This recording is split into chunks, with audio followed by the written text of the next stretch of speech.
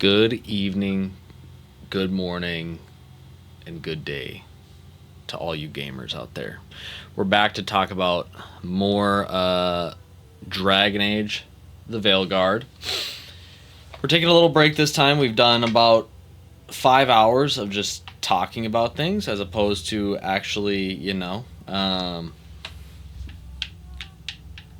talking about the gameplay. So I'm going to do a little 2-for-1. I'm going to have some gameplay in the background while me and Pearl talk about the gameplay of the game. We'll cover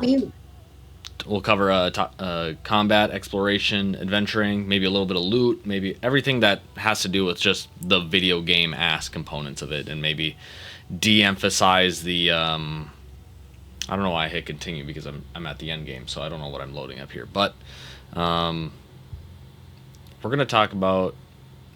Oh yeah, right before the end game. End game. Here's my little rook. Oh. Damn. There's my two One of them guys. dogs. Oh. Hey, we weren't going to talk about that. We weren't going to talk about that. Really? Oh. No, I'm just kidding. Well, let's see here. I'll load a different save. Oh, these are all endgame stuff. Well, Oh wait, just do the start of Tearstone Island. That's a good one. yeah, I'll just load the beginning of Tearstone. Because that's where So the you get game all is. That's where the game's going. Gets going. you get all the you get all the on Tom or whoever to fight there. Save house. Okay, putting no return save. Okay, temporary decision save. Okay, we'll just go here. Yeah. Load. Then I'll take out the old controller, Mm. and then I'll play with that. Oh yeah, heck yeah. Okay. And then once I do that, 1 second. Switch the music because I had the traditional Dragon Age theme playing as a opening set piece moment. Now I'm just gonna put on regular ass ambient music. Good. While I do that, do you want to start by talking about what your character class was, what your build was, and how you felt about it? Yeah. Yeah. So I was a elven rogue, and I set up, but my faction was Mournwatch. And as a rogue, I mostly spec'd into. I kind of changed my mind halfway through. I was like, well, actually, that's not true. I need to look at the wheel to tell you to more specific, I suppose. Blah blah blah. What's it called? Elven rogue. What is rogue wheel in Veilguard? Not the wheel, but the skill tree. There we go. Jesus, Yeah. rogue skill tree.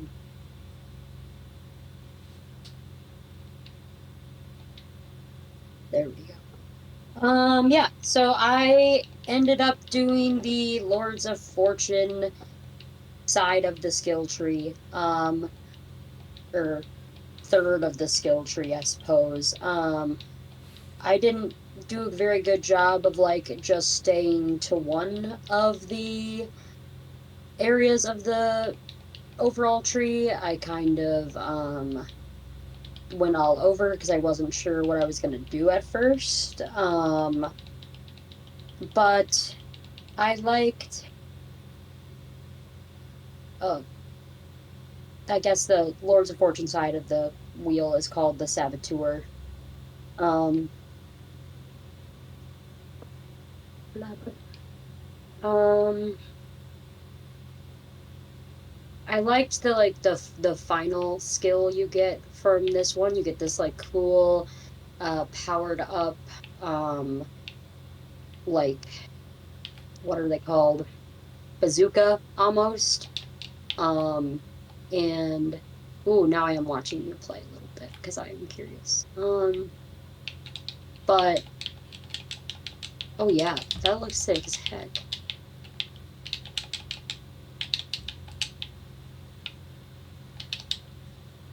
Oh, cool. So this is Spellblade. Yep, and it's the best. Well, it's kind of the best. It's kind of the best. I think it's probably the best. Um, yeah, because you have some of like the good stuff that you have from Rogue a little more with Spellblade, I'd imagine. You have some of that getting in close and ducking type stuff. Oh yeah, Um, yeah, and like quick movements around enemies and all that fun jazz. Um, but still like a little more, I guess, away from opponents. You're not necessarily need to be in close combat as much. Um, yeah, but I did like playing Rogue quite a bit. I liked uh the um switching between my ranged and my um melee weapons was fun and good for me. Because I'm a little baby sometimes and I don't like to get too close to the big bad guys. Do a lot of rolling away. So for that aspect of it, I really liked it. Um, a lot of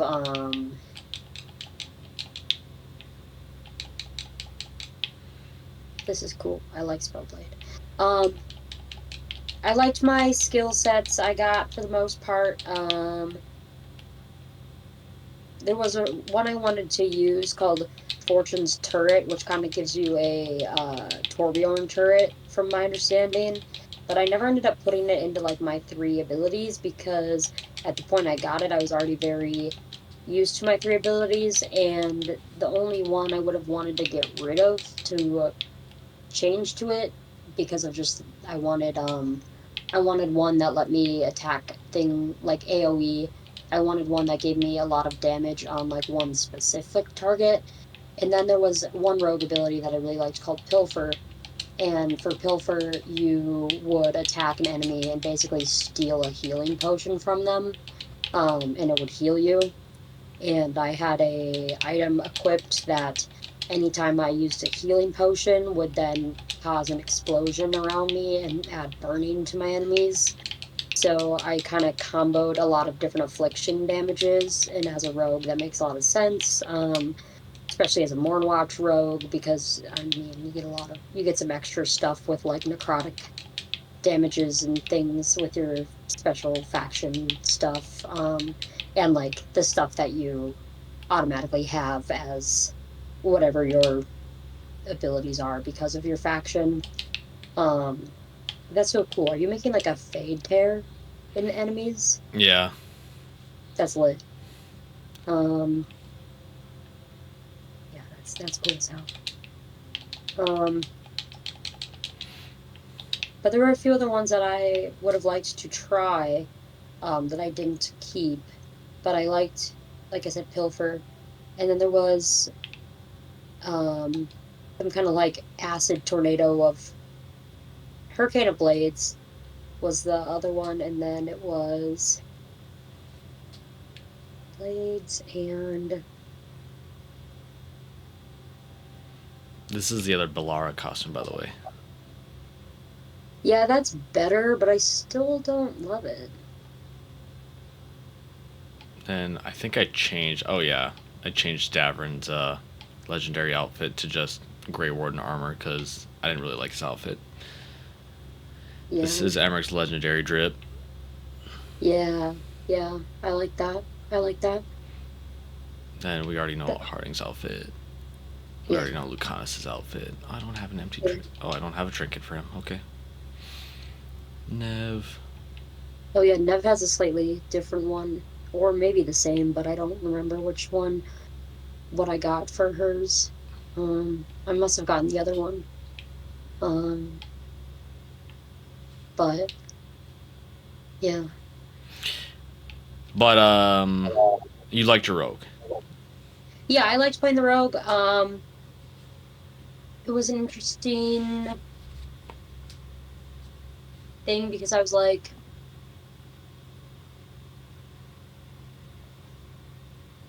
at times I wish I had like a little more of,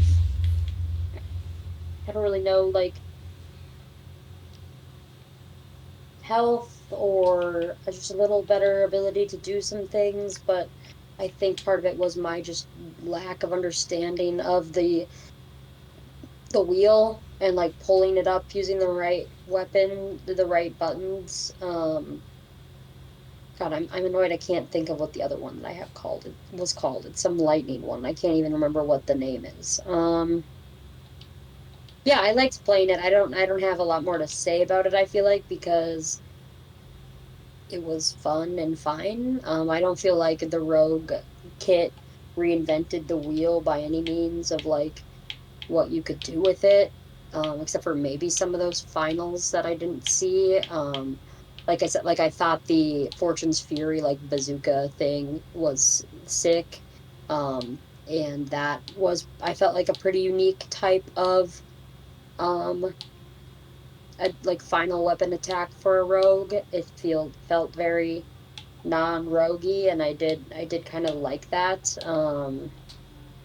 But yeah, I don't have a ton to say about it other than the fact that I liked it.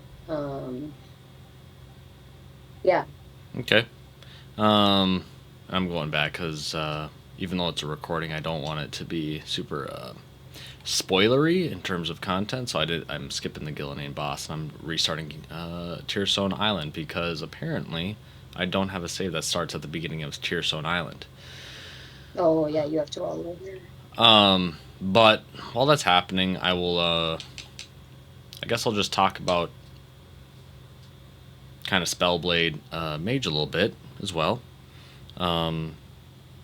Spellblade Mage, I know out of previews was kind of reported to be like one of the top favorites in terms of gameplay styles. And I knew one thing. I knew I wanted to play a mage because I did not like playing a mage in Dragon Age Inquisition. I wonder if I went back if I'd feel differently.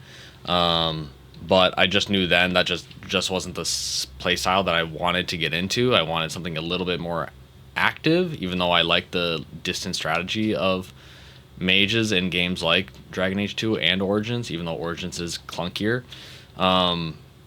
So this was a return to form for me, and I knew that Spellblade was one of the more fun ones. Spellblade also being a class archetype in Inquisition, specialized by Vivian primarily, but in that game, I don't know, I thought it was also somewhat implemented clunky in the way of like you get one super strong Spellblade hit and you got to rebuild these stacks and then do all this type of stuff, and it's a whole thing.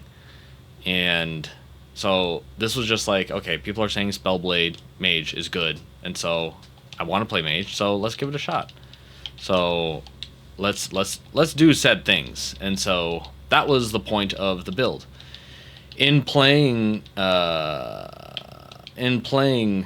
Age Veilguard, I really like how active in the shits Spellblade Mage is. It's very and how I built out my mage was exactly how I kind of wanted the playstyle to be. I really wanted it to be glass cannon in the way of like I'm getting into the shits, I'm doing a lot of damage. I don't have hopes of like surviving big time. I just want to really get to it, and this is ultimately what this class gives me. And so it was really rewarding and engaging. And I would say that that kind of trends throughout the majority of the game. It is a rewarding and engaging class to play. There's no doubt about it. No matter if you're at the beginning of the game or the end game, like because the class is built around, because this class is built around the Orb and Dagger, which the mage is split out into two different playstyles. It's the staff traditionally, and then the Orb and Dagger. You have to play up close and personal for the purpose of using a lot of the abilities and using a lot of the just the nature of the Orb and Dagger's quicker and shorter range playstyle. So it all fed into this Orb and Dagger dynamic that I really wanted to capture and live out. The problem that I have with the Spellblade Mage, which I think is a issue I think is not unique to me or not even unique to the class. I think a lot of people will feel this, is the following, and I'll go into here. Before I really introduce that, this is just how I built it out. Everything in Spellblade, but I kind of like, I don't know, I was really careful with how I picked things out. I really went for an Arcane Bomb build, such that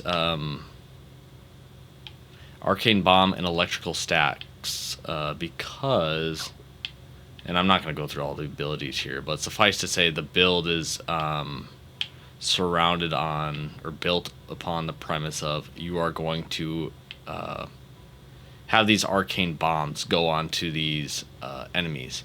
And an arcane bomb is when you hit a enemy 3 times in a row, and it'll give them 1 arcane bomb. An arcane bomb is a passive that an enemy will have that can be triggered with a strong attack that will deal bonus damage once triggered.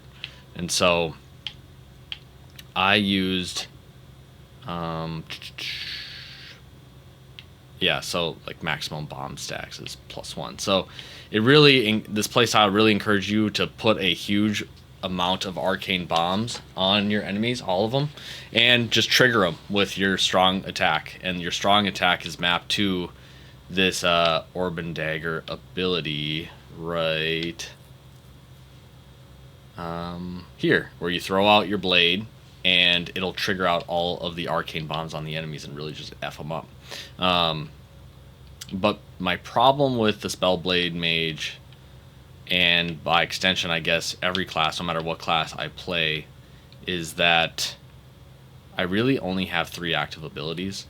And just conceptually, as a premise, I don't necessarily love that idea.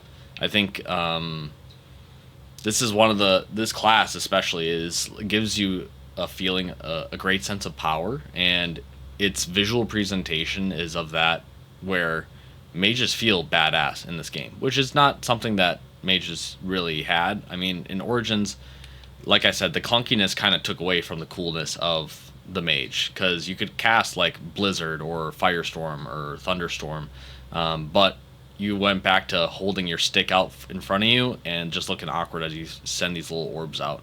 But this is kind of the inverse. You get this cool just presentation of how these how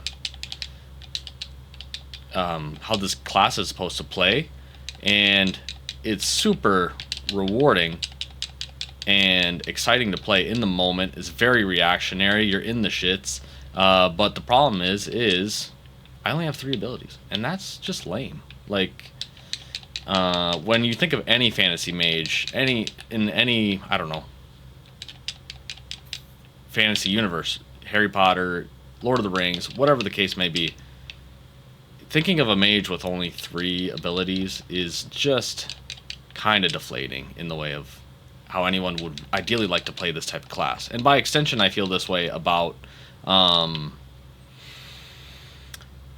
the other classes. Having only 3 active abilities and then your rune is just not super cash money in terms of the playstyle that I'd like to have or play. And I think in that sense, it kills the illusion, so to speak, of just like, I want to be this cool mage, I want to do all the cool abilities, and I still have my ultimate, and that's awesome, and you know, no problems about that, but I want to have like a Rolodex of different abilities. And I don't think the abilities or the combo system is really in depth enough to really make all these abilities super engaging.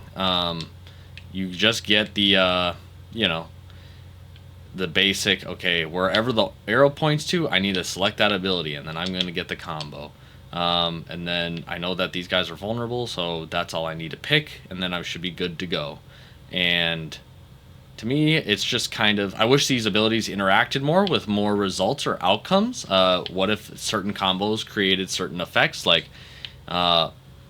instead of just a big explosion, what if we had a combo that froze enemies, or completely stunned enemies, or stunned enemies in a radius, or made enemies turn on each other, or got confused, or triggered a rage, or whatever the case may be. I wish combos were a little bit more interactive. It would break up the gameplay a little bit, because all these would do is do the explosion.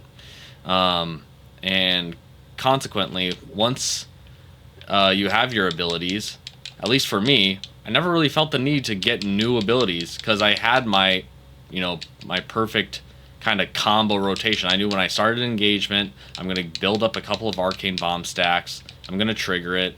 I'm going to use my, spirit knife that opens that tear in the fade, and then I'm going to have my super cool eagle attack or bird attack. And I'm also, if I'm in a group of enemies, I'm going to trigger this lightning storm. And again, super flashy, super cool. I love the presentation of it all. But it just gets a bit monotonous, even in spite of how cool it looks, how engaging it feels, all that type of stuff. The enemies aren't diverse enough to really make me feel like I need to use different abilities or different strategies or different approaches. And so because the combo system doesn't have that depth, the enemies don't force me to engage in a different playstyle, and I don't like or want to pick new abilities, I feel like the combat kind of like tapers off towards even the mid game and kind of towards the end game. I think the only thing the end game that really has is just more enemies, so just bodies being thrown at you is more, and that's kind of like where the engagement's supposed to come from. But in terms of like how I'm playing or how I'm approaching them, nothing much really changes in that sense. And I think that's kind of disappointing, because in mid game to end game for Origins 2 or Inquisition, I think the number of abilities was enough to keep you engaged. I think how enemies felt differently. You could have a little bit more diversity in terms of how you approach, whether you have to kite an enemy or you have to like kind of rush them or whatever the case may be. I felt the diversity a lot more in the combat, as opposed to this game where and even you can kind of see it right now in the gameplay for not even playing this game for a month. I am just going through the motions, and this is the end game. This is the third act. So, and yes, I have a top level rook at a normal difficulty, and if it's such a problem where I'm feeling like the stagnation, or not feeling super engaged, then maybe I should play a higher difficulty. But I don't think I would just feel more punished on a higher difficulty. I'd be quicker to kill, but the combat style wouldn't be that different. I don't think this game or any Dragon Age game's combat thrived off of its own difficulty or anything like that. So that's why I'm just like, So that's kind of how I feel about the Spellblade Mage. Oh, and to build on top of that, going on to, I didn't, and I just freaking bum rushed that mini boss. Jeez Louise. Anyways. Oh, and he's not max level. She's only level 49 at this point. But one quick thing that I wanted to add is that once you get your specialization, you're good to go on abilities. That's the only time I changed abilities out, is when I got my little bottom tree here. And even then, once I got this ability, my ultimate and my Void Blade, all these are passives. So this is all I really needed to get my new abilities and finalize kind of like my character build, and everything else was just kind of gravy. And you get this right when you get the specialization, and I think you unlock specializations at like level 20 or 25. So by the mid game, you're kind of locked in, and that's what I found out that I was basically in. Even though I was leveling up, I was only just getting new passives and shaping my build a little bit more, but ultimately I was running through the same combos and the same button combinations. And like I said, as you see it now, I've done these motions so many times that I can have a whole review discussion while playing it and not really feel like I'm just on autopilot. I'm just ripping through these guys. So in that sense, I think the combat is engaging for a good chunk of the game, and it's flashy and really good presentation, and it's cool and all that. But I do think that it doesn't have the diversity that I think it wants you to believe it has.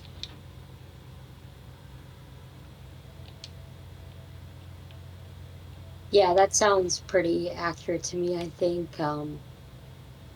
like I said, well, like me, I'm not as well versed in just games in general, and I struggle with combat more than you. So, like, even I at the end felt like it was getting kind of uh in the motions and easy, but like that was mostly okay with me because I don't super like really hard combat. Like there's a point where really hard combat is like what's the word? Um rewarding, and then there's a point where it's just punishing. And I didn't feel like too many of the combats in here were punishing, but I also didn't feel like a ton of them felt super rewarding with how I figured them out. Um, the like combats I struggled with more, there were aspects of some of them that I did really like. Like I like when I have to have a secondary objective in the combat, like as you are in Tearstone Island, when you're freeing um companions from the whatever tentacles or whatever. Um, like that is super great and fun, and you have to dodge all the attacks while doing it, and I like that. Um, but I don't know how. Like I remember this fight that you're doing right now, and I remember just being like, I just want to get this over with for the most part. Um, because as you said, like I've fought in this guy like 100 times so far in the game, and even though it's a different guy, the actions are all the same. He just has more health now. Yeah, and the only thing I'd push back on in terms of like engaging combat and rewarding combat, I think is a little bit separate from difficult combat. Like Elden Ring does have difficult combat, and it does rock your shit, and you do have somewhat limited move sets. You're hitting with your strong attack, light attack, dodging, and stuff like that. But the game is engaging and rewarding in the way that how the enemies are gonna, wreck your shit is different on an enemy or an encounter by basis. You never feel like, and while there's sub bosses and boss archetypes, and you're like, oh, I've killed a dragon before, so once you kill a dragon in one stuff, you can anticipate the moveset will be relatively similar when you fight another dragon. It's not going to be completely different, but the enemy diversity is infinitely more available in that game as opposed to a game like this where you're only really attacking Quinari, demons, and Venatori. Oh, and Darkspawn. But even with those four different factions, I didn't feel like I had to really change anything up. So when I think about combat and engagement and not having an insane level of difficulty, I think of a game like God of War, where you have the axe for like the majority of the game, you have one weapon, but yet the game really makes the one weapon super engaging with the things that you can do with the weapon. The Leviathan is such a diverse tool to be used, and the enemies, while definitely not the most diverse, you can't kill the floating eye things by swinging your axe around. You have to throw your axe, and then you get the fire dudes that are like that get all up in your face, and those are your typical enemies. And then you get the guys with the shields, and it's really hard to fight the guys with the shields without trying to like shield bash them or get behind them or anything like that. So I do think like the enemies, when you are Kratos, force you to think a little bit and like, oh, I know when I fight this guy, I have to do this, and when I fight that guy, I have to do this. For me in this game, when I'm fighting a deep soccer like I am now, it's the same approach as when I fight a Darkspawn, which is the same approach when I kind of fight a demon, which is the same approach when I fight a Venatori. It's my brain is not being told, "Hey, buddy, you have to switch things up," because otherwise you're gonna be in for a long day. That rarely ever happens unless you're dealing with an actual boss, which I think is a whole separate thing. But yeah, that's kind of what I'm getting at with sometimes or not sometimes, towards the latter half of the game, the combat is not super engaging, in that sense. Yeah, I think that the only difference I have with what you said is that um I did take a little more time to like switch up things depending on which enemy organization or group I was dealing with. Like if I knew I was gonna be fighting a bunch of darkspawn at the Hogswood whatever wasteland, I would take Davern and I would also switch my ring or whatever it was, my ring or my amulet or whatever, I think it was ring, that made all my attacks do burning damage instead of necrotic damage because as Mornwatch I did necrotic damage and the darkspawn were resistant to that. And so it's a pretty easy thing to like change that, but I did pay pretty close attention to the like what the enemies were um good and bad against. That did make me switch up my team and my hit, because but that's also because like I'm a weaker player as far as like my just gameplay abilities go. So like um pay more attention to that mattered more for me because I just am not as fast at using my weapons or reaction time and all that stuff. So it mattered a little more. Yeah, and I think that's a fair point to have. I mean, your mileage may vary depending on your experience with these types of games and stuff like that. I think, and while I did pay attention to strengths and weaknesses, it was rarely the case where I never had an encounter where because of a boss's or an enemy strength or weakness, I was like, oh, I should probably not have a frost staff, or I should not have a fire staff, or anything like that.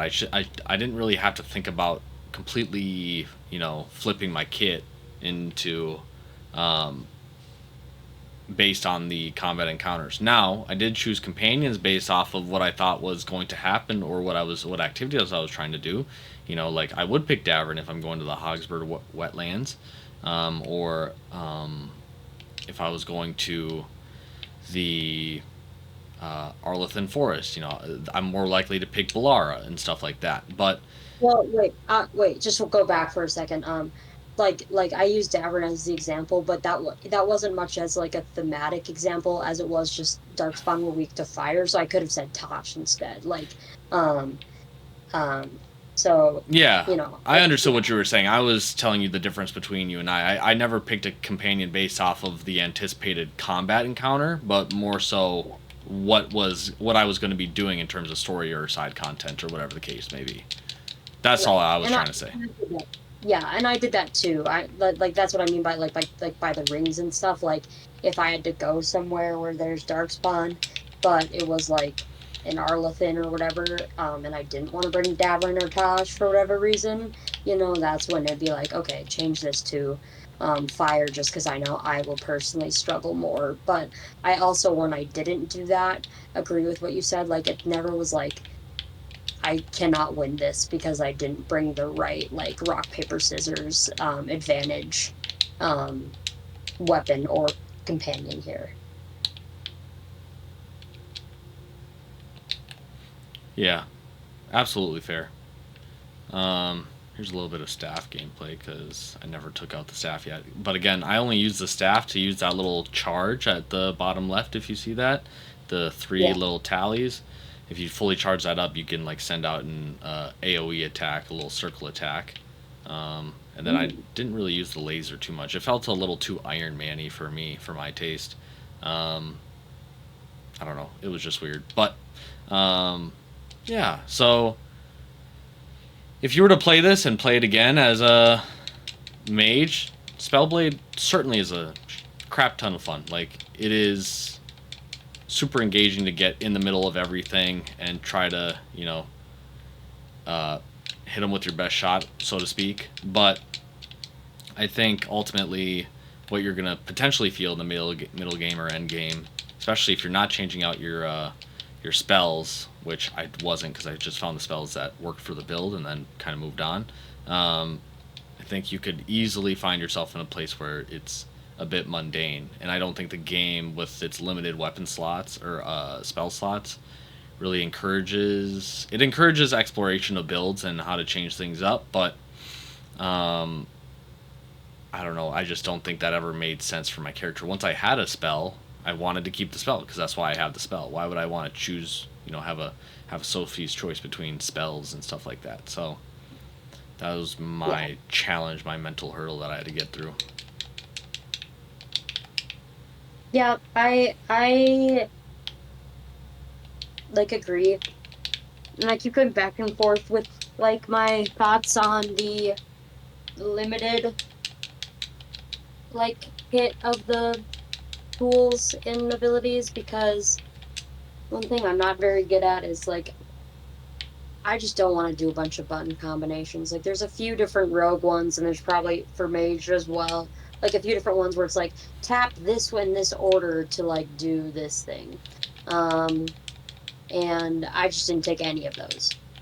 Because I was like, no, I'm not gonna remember this button combination. There's simply no way. Um and when I think about having like more abilities in the game, um I kind of get to that where I'm like, how long is it? How many more abilities can you have in a game like this before you're getting like button combos? Um, and I don't know. I think Inquisition is a good example of how many more you could have, right? well, I agree. Yeah, that's why I'm like, I go back and forth on like, do I think that that was better for what they were doing here? Well, I guess as a retrospective, how did you feel about the Inquisition's combat or prior Dragon Age games combat? Because you just beat Dragon Age 2 just a couple of months ago, replayed it. Yeah. I'm trying to think. I'm trying to think. Do you think this is the best combat Dragon Age has had? Um, well, it's hard because like Dragon Age Origins, especially playing on console in 2024, is very slow. Just like the game is very slow. Um, and clunky and all the things. But I really like it. I haven't super loved the combat in Origins at all.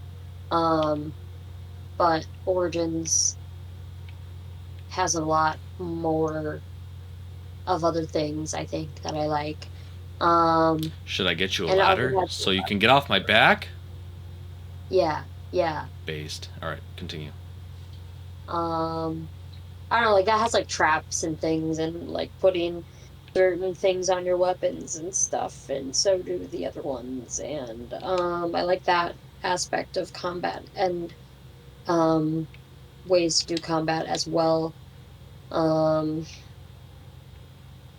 oh, I don't know. Mm, I'm trying to remember. I did just play Dragon Age 2, but I'm on difficulty with like what I used. I guess that's different too because you get to like jump around between your companions and their abilities as well. Um, We'll give your thoughts. Do you like that? Or do you not like that? I do like that. I do like that. Okay. But I don't like think that that's inherently like better or worse than this necessarily. I just like it. I think it's a different style. I actually did really like playing the mage enchanter in Inquisition. Um, but I'd played a lot less games also at that point. Um, not even less than now, really. I haven't played that many more games, but um, just in general, I've played less games. Um, but I liked playing Mage Enchanter. There was a lot of fun things you could do with it because you got like the spectral guardians that you just literally couldn't die, and then you would go in there and you would fuck them up, and then you would have like the time slow, and then you could also have like haste on top of that with Dorian, and I did really like that. So, um, but even in that, like I wasn't going through my entire kit that often. It felt like because I had like a set few spell combos that I knew were good and liked. and like Night Chanter, kind of like you said, like you have that really strong blade, and once it's charged, it just really destroys whoever you got with you or whoever you're fighting. Um, but oh, now I remember what I was trying to get to was that it's I'm a little unsure of how to compare it because this game has a lot more like conversation during the combat from the other characters. Um, like when Solus and um, Elganon are talking during the one mission. Like pulling up the longer character wheel during that combat would be, I think, more annoying than it is pulling up the smaller character wheel in this one, even though I was still slightly doing it wrong. I didn't find it too distracting in this. Um, yeah, I don't really know.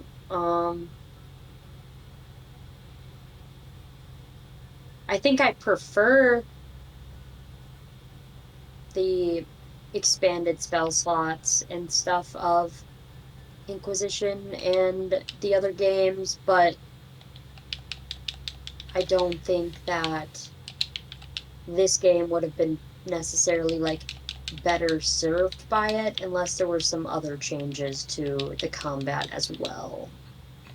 Well, yeah. I mean, I think there's issues with the combat on multiple fronts. Which again, we're only just talking about the combat, which we can wrap up shortly. But I do think it's really flashy. I think it's nice. It does a really good job of kind of. I'll give it the credit that it does a really good job of making you feel like you're doing a lot and hiding the fact that you're kind of doing the same. And in that sense, it's really nice. The flashiness at times is a little overwhelming. Like even like fighting this Antom guy, like I hardly know what I'm looking at. I just know that my spells are gonna hit a thing and it's gonna die. But I do think it's still fun, and it is pretty colors go boom, just all at once. But I think it could have been a little bit more diverse, in depth, and engaging in terms of how the variety of enemies kind of come at you, or whatever the case may be. So yeah, that's kind of where I somewhat land on it, but that is how I feel about combat. But while this is going on, combat feels, how did you feel about gear in this game? How did you feel about the gear system, looting, all that type of stuff? Because that kind of goes hand in hand with the combat, is how you built out your rook and your Yeah, companions. that's true. Um, oh, I don't think I went down there. I liked what I liked about the gear and the item system was I really liked that instead of there being just so much stuff, like so much stuff. In some games there's just too much stuff. And I have to go through it all and it's overwhelming. Um I liked that there wasn't as much stuff and the stuff just got better as you found more of the same thing. I liked that aspect of it. Oh, poor Rook can't swim. Um, I liked that it automatically like has your companion's armor and weapons separated to them, um, rather than you needing to go through the whole. Like I'm thinking Origins and Dragon Age 2 because that's what I've mostly recently played here.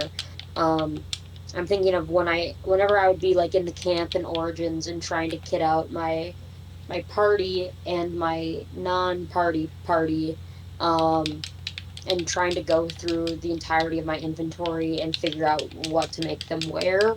And you have, like, let's say you're playing a rogue, and then you have Liliana and Zevron, and you're trying to like switch it so that you're wearing the best rogue armor, and then you're gonna go through and make sure that they have good rogue armor, and then switching their rogue armor with each other's that the one can have the better, and like because it's probably light armor, you might be given like the hat or the shoes to your mage or whatever, and so on and so forth. And that was always just like a whole process for me anyway. Like I probably spent way too much time on it because I just wanted to make sure I was doing it right. um so I like not having to worry about that. um at the same time, like I do like when your companions can like kind of switch armor between each other. I think that feels pretty cool for some reason. I don't know. It feels realistic to me, that you'd be sharing stuff with the gang. But maybe it's not because like wouldn't like why would Zevron and Liliana actually like wear the same size clothes? Like when you think about it like that, like they really wouldn't probably. Maybe something, but not much. Um, yeah, so I did like it like that. I did miss um like Inquisition was great because I had like Dagna and then all the abilities to like tint your armor and all that stuff and like make armor. And while this game I don't necessarily feel like there was a companion or group that would have necessarily been like making armor for you. Like Davron's a crafter. You have all this other stuff. Perhaps it could have been a possibility. Or like you have the big lighthouse. You're telling me there's not like a craft room in there that we could have like tinted the armor in? Hogwash. Of course there was, but not necessarily, no. But I think that could have been a fun thing to add back in. That was like, why didn't you? Because people love that shit, and maybe that's because people are gonna mod the game, I guess. But I don't know. I'm not gonna use a mod. I'm playing on console, and I'm worried about messing it up somehow. Um, which is like again that's like a tiny little baby thing, but like it's just a fun thing to have. As far as like the other things of like gear, I liked the gear. Um, yeah, I felt like the weapons were good. I don't know. I didn't have any qualms with it. Some of the armor be ugly, but I like that you had the ability to change the appearance of um what you're wearing and wear something else. Like that is kind of like the armor thing I'm talking about. Like just like the good stuff about that is great. Um, yeah. And then yeah, like you're picking up a crystal there, like a flawless crystal. That stuff was all like I was somewhat confused about some of the items you picked up in the game that were like the ancillary world items like crystals and wood and like all that good stuff because like didn't really seem like you had a use for it for half the game, and some of it you do, but then there's like all these like little tiny trash items um like what was the name of it, like forgotten coin. You find ton of forgotten coins, and like I didn't sell any of them because I'm like, this feels like it's gonna be for something, and it wasn't. And it wasn't worth any extra faction points between any faction. It was just an item that you got in the world to sell. And I don't know if I'm just dumb, but Selling like gets you faction points. I know it does. Selling anything does. And like there are certain items that you sell that you get more faction points for than others with certain factions. Like the nug carving, if you sell to the veil jumpers, you get 15 faction points for, whereas if you sell it to any other faction, you only get 5 faction points for it. Like that stuff I was aware of. But what I didn't always get was that like there was a ton of that ancillary world detail items that you didn't get any more faction points for selling or not selling, and I was confused as to why I got them. And it what was like, you still got 3 faction points no matter what. So like I get it. But I just like wasn't sure ever when to sell all of them because like again, if you go to the Veil Jumpers and you go up there to sell your things, it doesn't tell you what in your inventory will give you 15 points from the Grey Wardens. It just tells you what will give you that for the Veil Jumpers. And I was always worried about accidentally selling something that I needed more points for, which in retrospect, like I was fine. I didn't need to be that like scrutinizing about it. Like I was gonna get enough points anyway, but I didn't know that, right? So I don't know if I needed more guidance or what, or if I'm just over concerned. I don't know. But um I wish that there was just less ancillary bullshit that you picked up in the world and it either just like, I don't know, auto sold or something, or just like determining what would be valuable for each faction was a little easier. Um which is just dumb, small thing, but Yeah. yeah. Um, there were also like a lot of like vendors who like didn't sell anything that was important, and I was kind of confused, like why there was a fish vendor when I didn't get anything from selling fish to anybody. Um, I thought like maybe it had to do with like what your companions could possibly like cook or sometime in the kitchen because they talked about wanting certain things and they made a grocery list, but I don't think it did.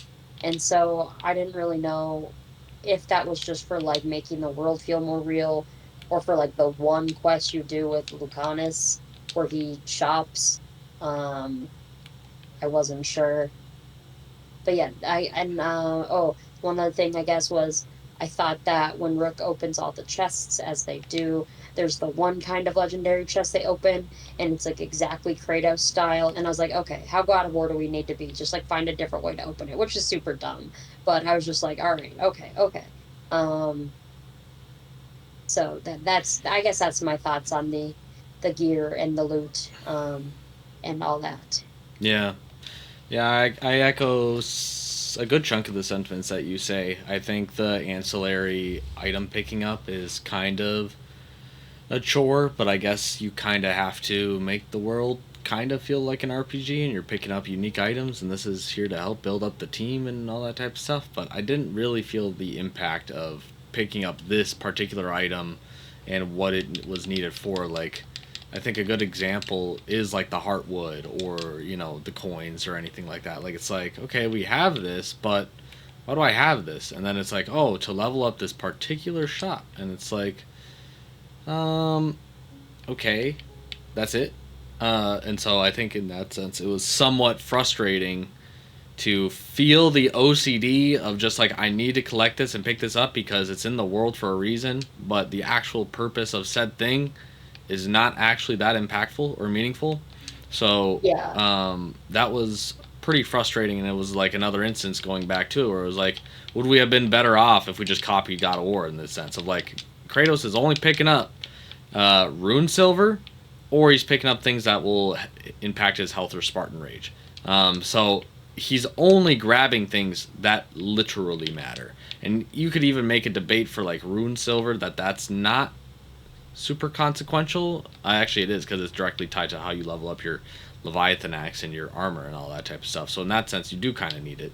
But yeah, in this game, I'm like, not everything here is really impactful, and so why is it here? But alas, it's there. I do agree with you that I do like that gear auto level ups is very cool. I think that's just a great convenience in terms of like, it reduces unnecessary inventory management, um, yeah, just by condensing it and making it one. I don't. I wish it made sense in the lore of the universe of like, why is this the only game where we can start combining weapons to magically combine them into one and it doesn't consume any type of resource or anything? It's not like an upgrade or anything like that. Like, I wish there was a right. little bit more like texture to the world in the way of like why this is possible. Like, what if the world, or it we set this like premise up that all items or things are like imbued with the fade or the essence of a world beyond. And finding multiple items of the same, fade signature of sorts can become combined to make the same item with a more powerful fade signature, and that will make stronger items, something like that. Like, just, it doesn't even have to be like super, it doesn't need a whole fucking codex, but I would like some like bullshit ass reason of like how this stuff is combining together to make a better thingamabob, whatever the case may be. I think that would have been appreciated in some sense. I do disagree in the way of like how gears filter to companions. I liked the management of like, this companion is going to get these items and this companion is going to be these items, because that shapes the builds and is directly tied to like, well, I want Davern to be the guy with the two weapons and stuff like that instead of sword and shield or something like that. Or what if I gave Tosh like only the two-handed weapon, not the two single-handed weapons, or whatever the case may be. Like, I like doing that, and I do think it's good that these companions get their own armor to, that clearly, like, Oh, is... okay. I was hearing you wrong. I was like, what the fuck are you saying? But now it makes more sense. I was like, are you saying... Okay, sorry. Let me clarify that I'm understanding you right. You're saying that you wish we could go back... You wish they kept having in the ability to make it so that, like, the warrior is wielding two daggers, like, if you wanted to make it that way. I'm saying I wish I could pick what everyone could wield separately. Not sort that this is for Davern, this is for Tosh, and this is for Nev, and this is for whoever. Okay, yeah. So like keeping the armor assigned to the companions, but allowing you to pick the weapon. I don't even know if I even like that. I like the idea of I like the idea of everyone can have like a rotation of armor sets, because again, all the armor is basically designated based on faction. So if I have a Lords of Fortune armor, I should be able to put any Lords of Fortune armor on any companion. Actually, and I think that is true. You only get the faction armors, so I stand corrected in that sense. What I'm saying is I wish that there was a little bit more fluidity within the inventory management system, like the ring, for example, and the trinkets. It's like, do these really have to be companion exclusive? Because then what ends up happening is that I get a Lucanus, he doesn't even have a trinket, or I can't give him anything. Or like, what if I like running Harden, but she only has a uncommon trinket, and I have Emmerich and Davern with these epic trinkets, and so it's like little things like that where it's like, I wish I could have my builds shaped to the characters who I want and what I want to build them for in a more meaningful way. And I think you could have solved for that issue if you wanted to keep this loot system like this, just keep this 100% the same. You could have solved for this by simply having a crafting system and actually do something with these materials, which is insane that for a game that's an RPG, we stripped out all of the crafting elements. Like, there's nothing to make in any meaningful sense. And I think that, like, kind of just fucking sucks. It's even God of War has a more meaningful crafting system than this. You're not crafting weapons, but you are crafting new shoulder pads or new, pauldrons, or you can make a new shield or get a new shield at the very least. I think the crafting is primarily towards the armor, but at least you're doing something with the materials that you gather, and you can have your own looking Kratos or something like that. And so I wish I could do that with all the other companions, of just shape little small things about them that feels right to the build or how I want to use them. And I don't think if that's even a huge issue, if the game again had this super hype, like in-depth action combat system where it's like, I don't need the RPG elements because I'm having fun with the combos and the cool stuff that I know what to do and all that type of stuff. But because it is a Dragon Age game and it kind of encourages like some level of thoughtfulness, it's like, oh, I wish I could have a build for this, or I could create trinkets based off of this type of encounter, or whatever the case may be, which I really liked in Inquisition. I I enjoy the crafting system in Inquisition, Um, um, and in other games like making your own runes in Origins and uh, all that type of stuff, or even like the quests where you could make special types of armor if you killed special types of enemies. Like that was a huge moment, especially in like a game of Dragon Age Awakening, where you kill the fire golem, and the fire golem has this special brand of, you know, material or ingots that it can draw, and then you can make an armor out of that. It's like you're now directly tying this cool quest, this cool feat that I accomplished, into a really nice reward that is crafted and molded out of it. Like it not only adds texture to the world in the way of how you give this to the blacksmith, and it's like, look what I found, and can you do something with this? Can you make something out of this? You also get rewarded with that in cool bonuses, cool looking armor, all that type of stuff, which is something that I kind of miss here. And I think all these issues kind of like somewhat fold into each other in some yeah, I respect. agree. So, yeah, I don't know if I'm missing a point that you brought up with the crafting or gear system or anything like that. I think that's pretty decent coverage. Oh, I think I have really one small nitpick that, again, this is the OCD player in my brain, and so I can't like put my behavior onto the game entirely, even though I kind of want to. But I'll show you exactly what I mean. Like, again, how the game, how much loot you get in the game, and how you Can't use it. not even can't use it. It's as simple as this. I hate getting notifications. Oh I yeah. No, fuck I agree with this completely. Yeah. like and I have to go into the menu, and I can't even like do a quick clear of all notifications. Like I have to do this shitty little thing where I have to hover over the item, do that, do that, do that, do that, and then it's even worse on the other and when you get new companion gear, because then you have to go to each companion item and do that. And then but other things it like is cool. Like skills, obviously that makes sense. Map is like, okay, what notifications do I really need to clear on the world map? Like it's so dumb, respectfully, but it bothers me every time I open it. It's like, oh, you have new things to look at. It's like, dog, they're not that new. Can we just wipe them? I don't care. And so that's just like a super small thing, but again, it kind of bothers me. But No, I also agree with that. I'm gonna say that that's like for me, like normally that wouldn't even bother me that much, but it bothered me in this game. I actually found it genuinely irritating. I was just like, what do you mean? What do you mean? I literally just looked at it. But you're right, you have to like literally circle over it or click it to actually clear the notification, and that was irritating. yeah, yeah. So that's where I landed on kind of combat and gear, and I guess that's technically a menu thing, which I don't think we need to really have a whole section dedicated to the menu systems of the game. But yeah, that's generally how I felt. And I'll say this: once I wrap up this combat encounter, I will turn off Veilguard to be 100% locked in onto the conversation, even though I'm pretty locked in on the conversation here.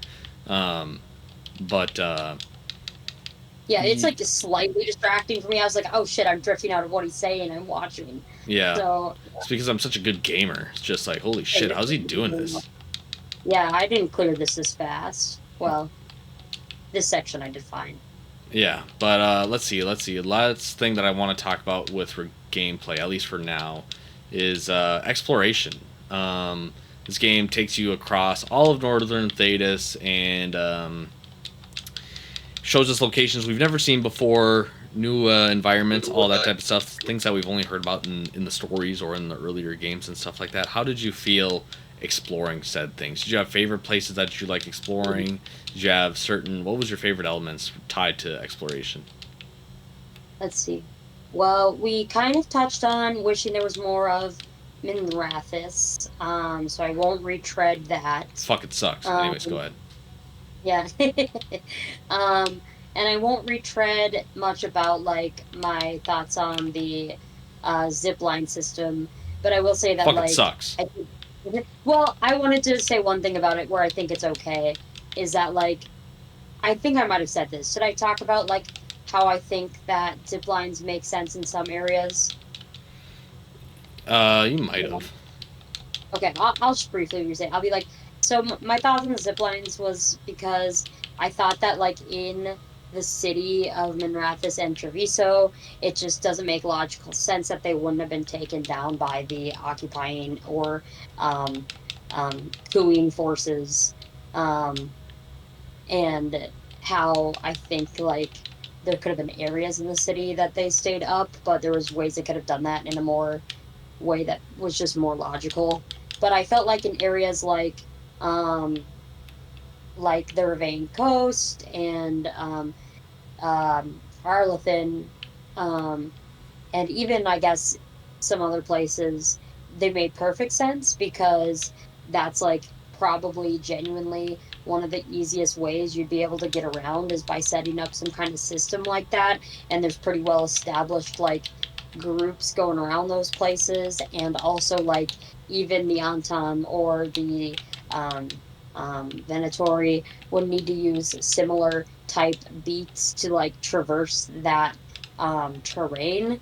So while I think it's kind of goofy that like they weren't like sabotaging them or like, making it more harder for the player or the, in this case, like faction that was in that area to like traverse the terrain.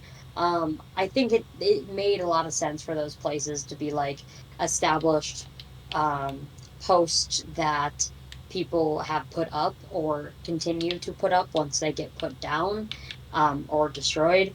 I just think it could have been a little more environmental storytelling could have been done to like have um a busted up zip line that you had to fix, and or like you had to establish a zip line through an area. I think that made sense. But that's so not the biggest part of the game. um as for like the rest of the game, areas I liked, I did like Docktown and Treviso as just like areas. I think them as like Minrathous or Docktown specifically, like as the what we got of an area that's been so storied in the Dragon Age history, was less epic because you're like, dang, that's all we got of this area. But like in a vacuum, I did like Docktown. I thought it was pretty good as just like a location. Um, I also did really like Treviso. There was a lot of things about it that I really liked, specifically in both those areas. I liked all the cats. I got the pets. I really liked all the cats. That that was fun, and there were dogs. Also, I don't know if they were necessarily Mabari or if there's other dogs in this in Thetis, but there were dogs also. Hiccup. Oh my goodness. Um, yeah, I liked the city spots. It gave us some different kinds of cities than we've been able to go to in Dragon Age. Like I don't think we've had like a super canal based area that we could like traverse across before, and that was very fun. In Treviso. And yeah. I think I said the Ravane Coast was kind of like whatever to me. Like it was pretty, but like and there were some fun things like going in a volcano and whatever, but um I felt like that type of terrain area wasn't anything special based on just like what we've had in the past. Um like, oh, hello. Huh. Um like it reminded me of a lot of places that we had like the Storm Coast and whatever in, even though it wasn't raining necessarily, and it was bright and sunny in Inquisition. um Arlathan felt very different than a lot of the similar type places we would have had. I guess like I could compare it to the hinterlands as being like a bigger forested area, or a few other places in Inquisition. Kind of like, oh, what's the name of the place that you go to? Oh fuck, what's it called? It's like when the whole actual army pulls up for a while. Shit, what is the name of it? Redcliffe. not Redcliffe, no. In Inquisition? Um, yeah, you pull up and it's like outside of Mythal's temple. Um, Oh, um, it's like the Elven Ruins. yeah, it's the Elven Ruins. It has a name, but I can't think of it. I'll look it up. Um, thank you. It felt like I'd say most similar to like that place. But even so, it was still like pretty different. I did like Arlington. It had a lot of unique aspects of it I liked. I think I just like, I don't know why I didn't want to explore it as deeply as I feel like I would have explored other areas. The Arbor Wilds, by the way. Arbor Wilds, thank you. Um, like there's like a shipwreck in the middle of it that was interesting, and there were some fun puzzles there and all the stuff. I think I just got kind of annoyed of some of the ancillary monsters that I was just like, fucking stop. I've cleared them out. Like I cleared them out like last time I walked through this area. Like give me some rest on it. Give me some rest on it. Um and I don't know if that's good or bad. Probably bad. I've thought about it. I'm like, maybe if like you clear out an area of ancillary fodder monsters and they don't come back for the rest of the act, that would be great. But that's probably a little too long of a time. So I don't know. But I don't know what the solution to that is.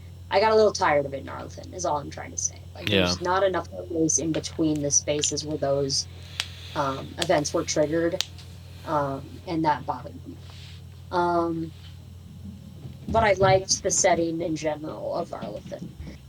We talked about the necropolis at length already, as much as like um, what we thought about the actual place. I didn't shout this out about it. It's like I loved the ambiance of like some of the like really big skeleton statues and just some of the images you got with that. I thought was awesome. Um, the cage and the fade was fantastic. It's one of the best smaller settings in the game. Just like super, like off-putting and sad, and the colors were great, and just the set pieces were fantastic. You had these huge statues of your fallen companions, or who you think has fallen at that point, and stuff, and that was great.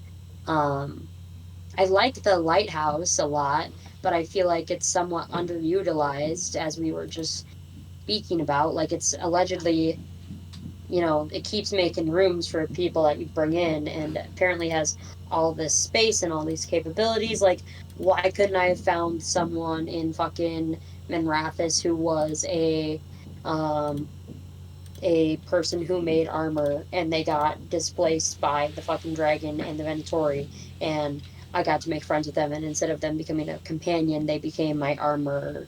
Like, why couldn't I find a herbalist from um the the the veil jumpers? Like that would have made um the lighthouse feel more, um I guess, getting more similar to what Skyhold would have been, but still more like a true hub place of like a faction, which is the Veilguard, rather than like a college student house right after they graduated.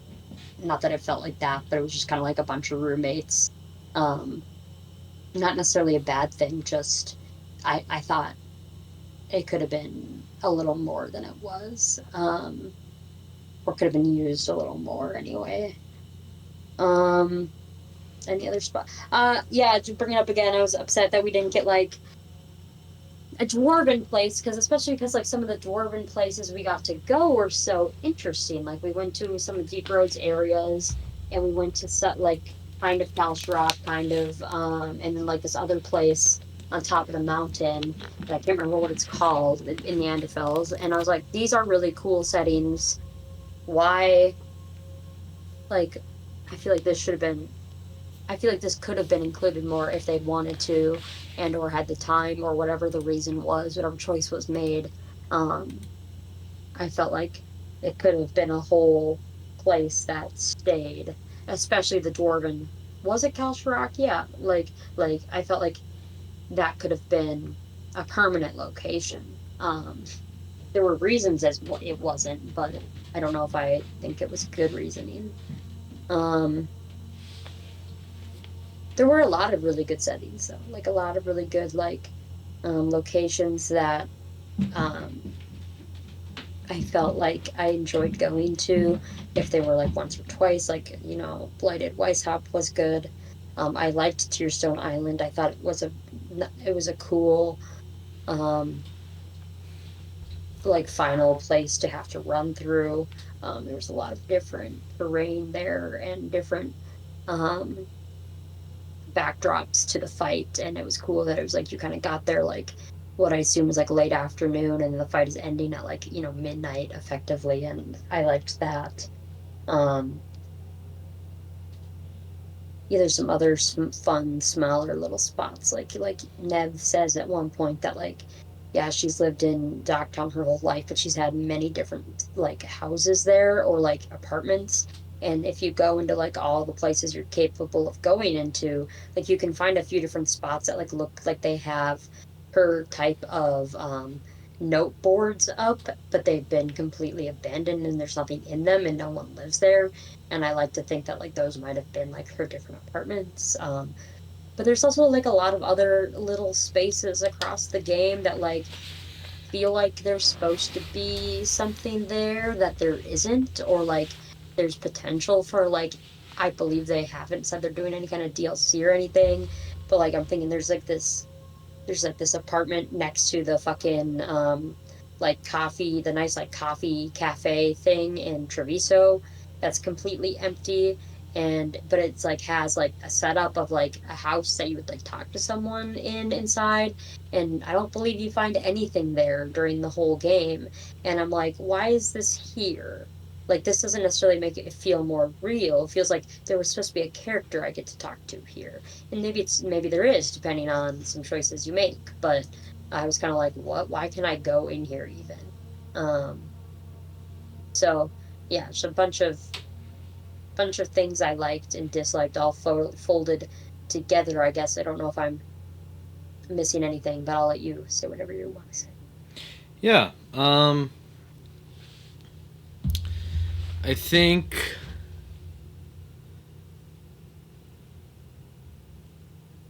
Ooh, sorry. Dead air, Gathering thoughts. Well, geez, just ramble a little bit. That's what I do. Just gotta vamp. Exploration, similar to the story, similar to the combat and all that, is all tied in the same sense that the longer that you, the player, choose to play the game, the worse it gets. I think the exploration is actually pretty fine for the first like 20 to 30 hours in the game, cuz you're always put into new environments and you're always figuring out puzzles. I think when the game really starts asking you to go back to the same area again to look at things a little differently or do a same quest in an area you've already been before again because maybe something's changed or something like that, that's when you're like, this doesn't feel new. And now you're like, okay, you as the player are asking yourself, okay, it's not new. So is what I'm going here for worthwhile? And I think largely, most of the time, the answer is no. But you tell yourself, you force yourself unconsensually, you force yourself to say yes because the game is built around this idea of I must get faction strength to top level and therefore I must do this, as opposed to I actually earnestly want to do this because I want to know what's happening here. It's like it's this like weird gun to your head kind of mechanic of how you're kind of encouraged to explore the game. And like I said, for the first 20, 30 hours, I think it's really strong, actually. I like the first 20 to 30 hours worth of, like, finding the blights and popping them, and finding the Venatory crystals and destroying them, and doing the little laser puzzles and stuff like that. But when you get to hours 40 and then 50 and then 60, and you're getting to those final little bits where you're trying to get your faction strength to max out, you're like, again, going back to autopiloting and disassociation, I'm not engaged in the combat exploration. I'm just kind of there because I know I need to get this little imaginary number bigger. And I don't think that's fair to the game. I don't think that's fair to myself, and I think it's kind of sucks to be there.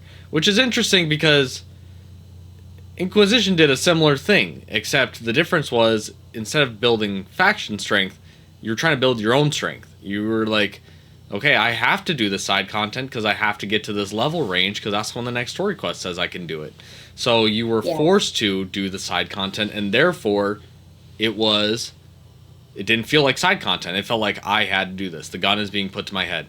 I think this game has a similar problem, just slightly less severe, but it doesn't necessarily convince me that they learned their lesson in the way of like a lot of the content feels like it's just there to slowly get you to grind out to faction strength, or at least make you feel like you got your money's worth because it's a whole RPG. We have to make you play at least 60 hours or whatever the case may be.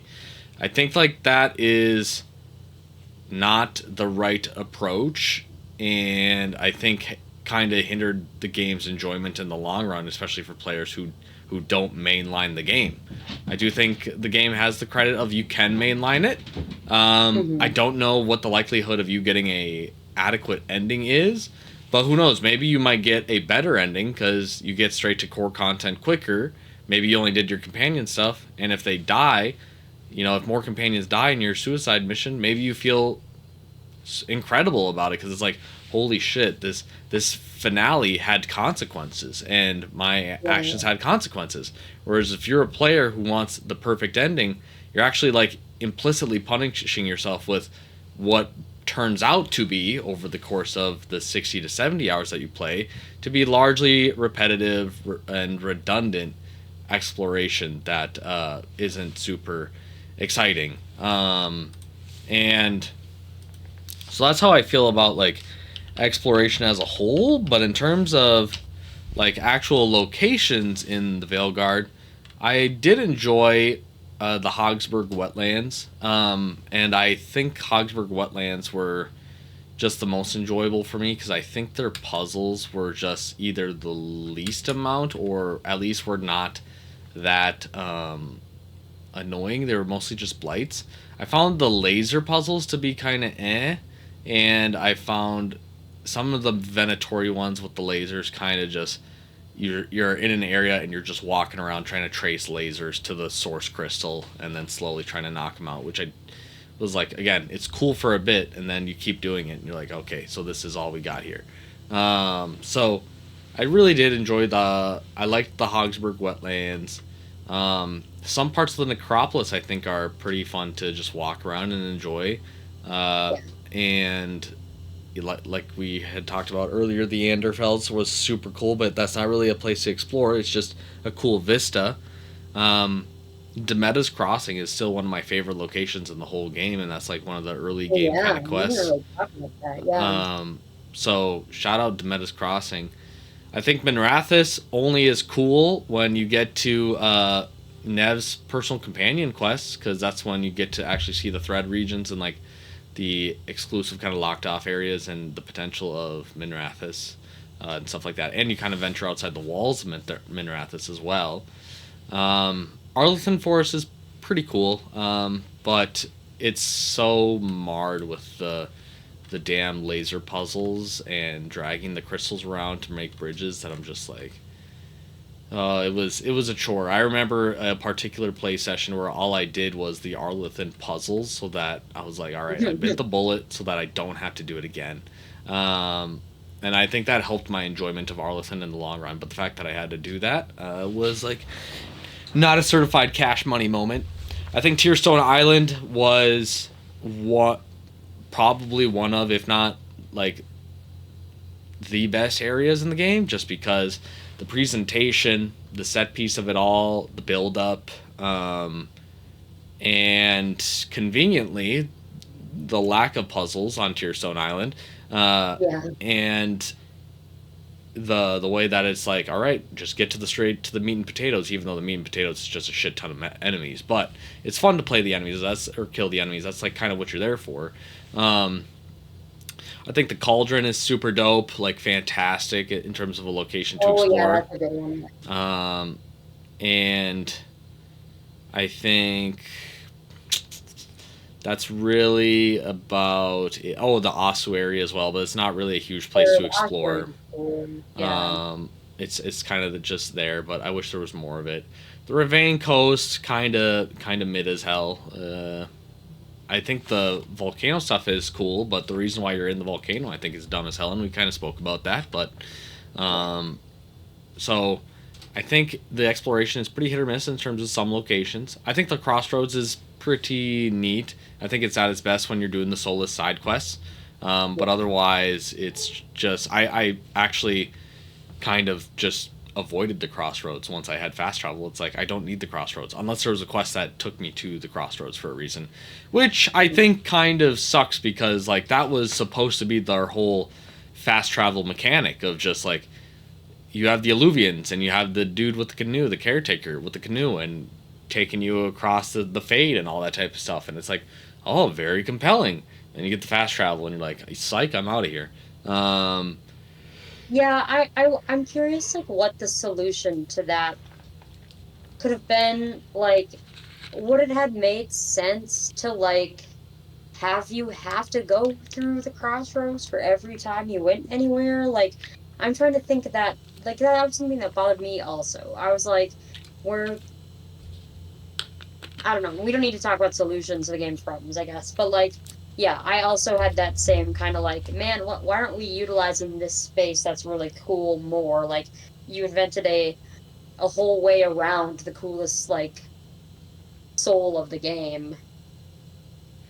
yeah, Not yeah, I agree. I agree. And I really don't know what I would say the fix is. Maybe if you had it like as you unlock or accomplish more of the crossroads, maybe you have the crossroads islands like close in on themselves and become closer, and then as soon as you enter the crossroads, the alluvians are right there. Like, yeah.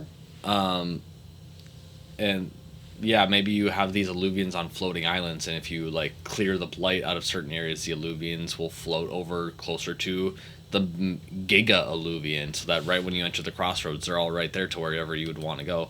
I don't know, just spitballing that. But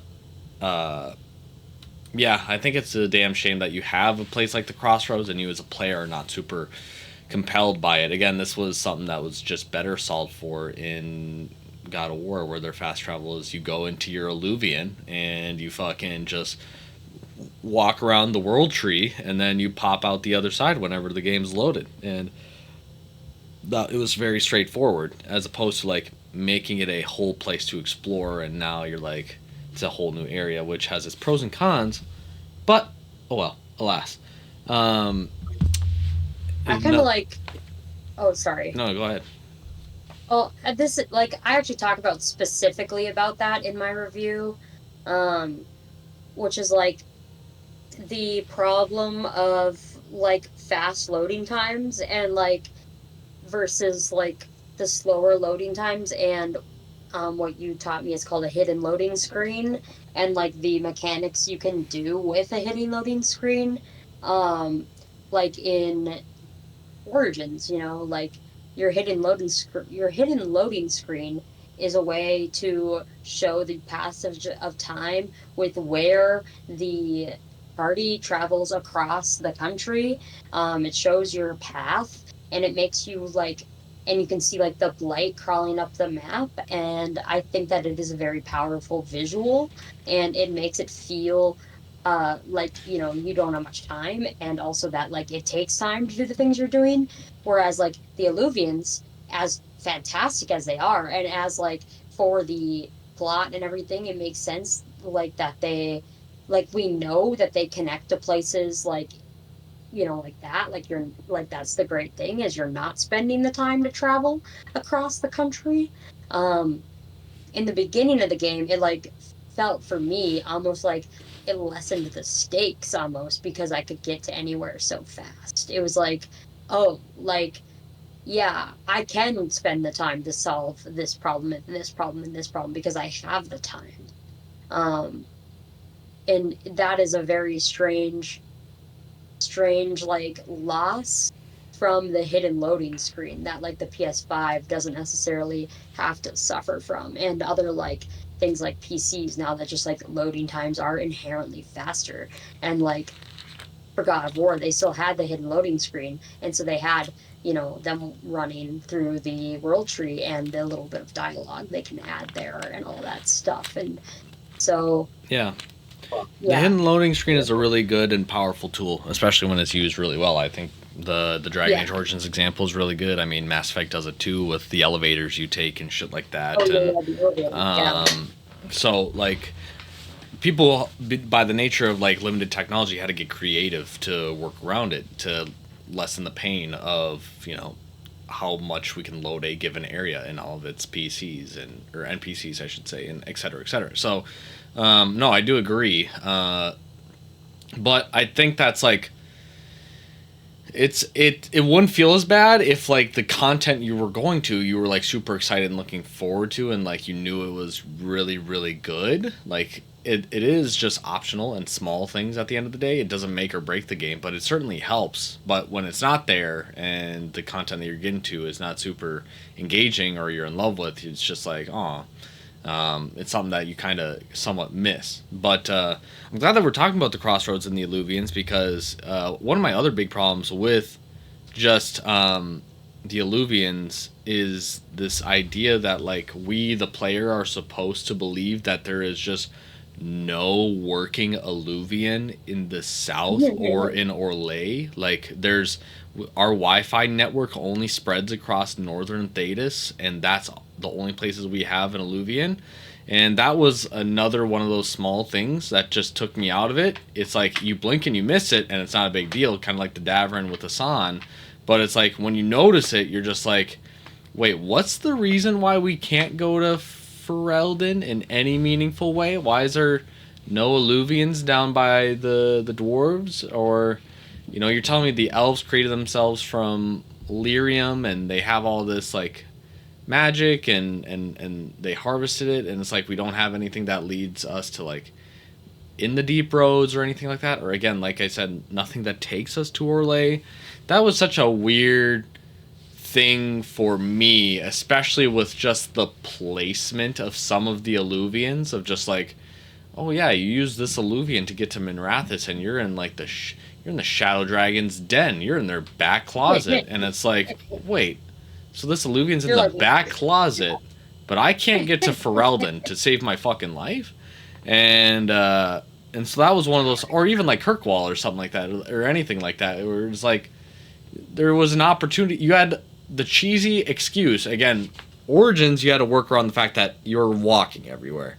So it's like you're limited to that. And Kirkwall, just by the nature of the game, you're confined to the city and just outside the city. So you had to work around that.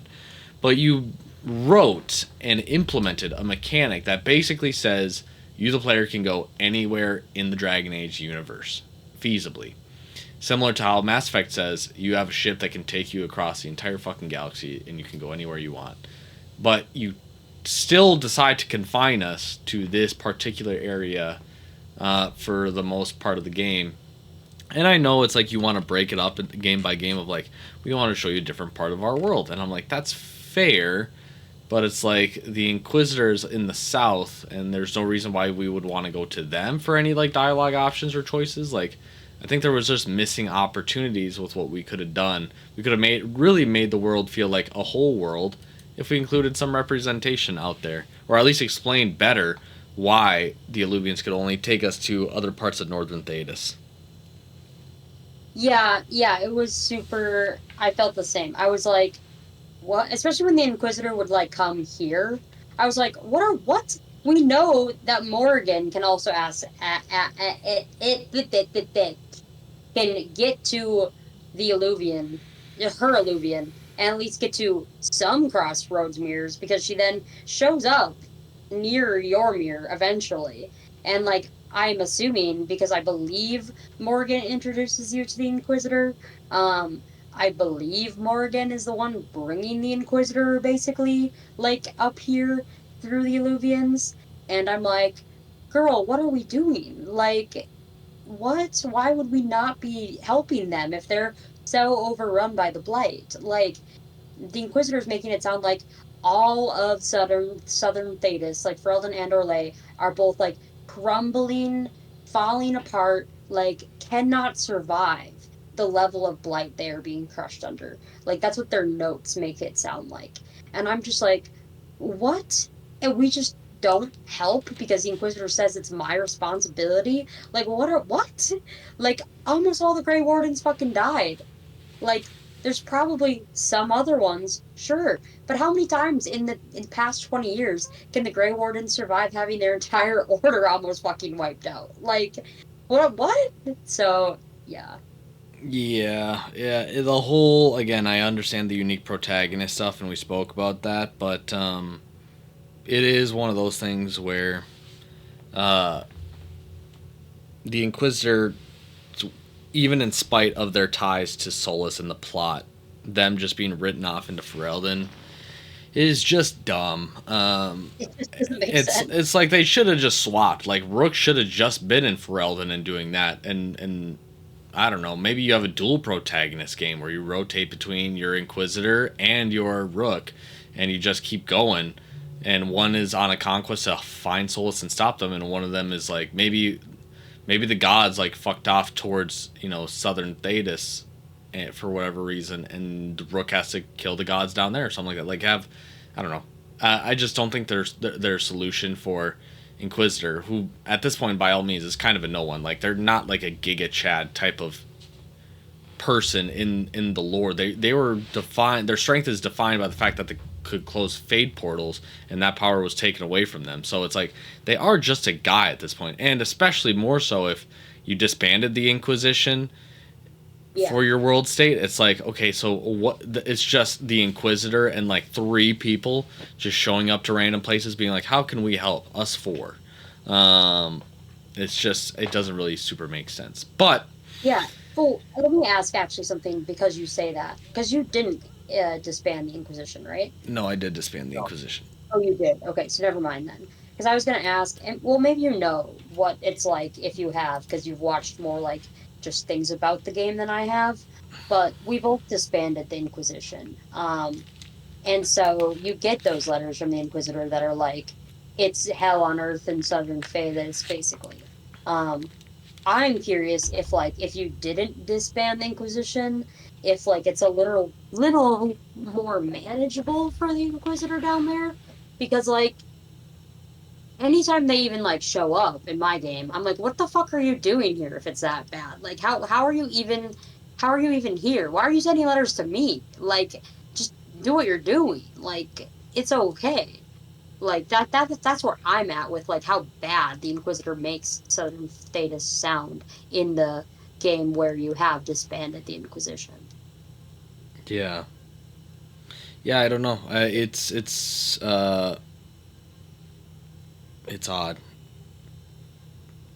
It's really, yeah. I think it just changes some of the Inquisitor's lines. I really don't know if it has much of an impact of like how some of those codices or missives are formulated or anything like that. Like, and the game doesn't really do a good job on following up on all the members of the Inquisition and where they're at. But oh well, that's just.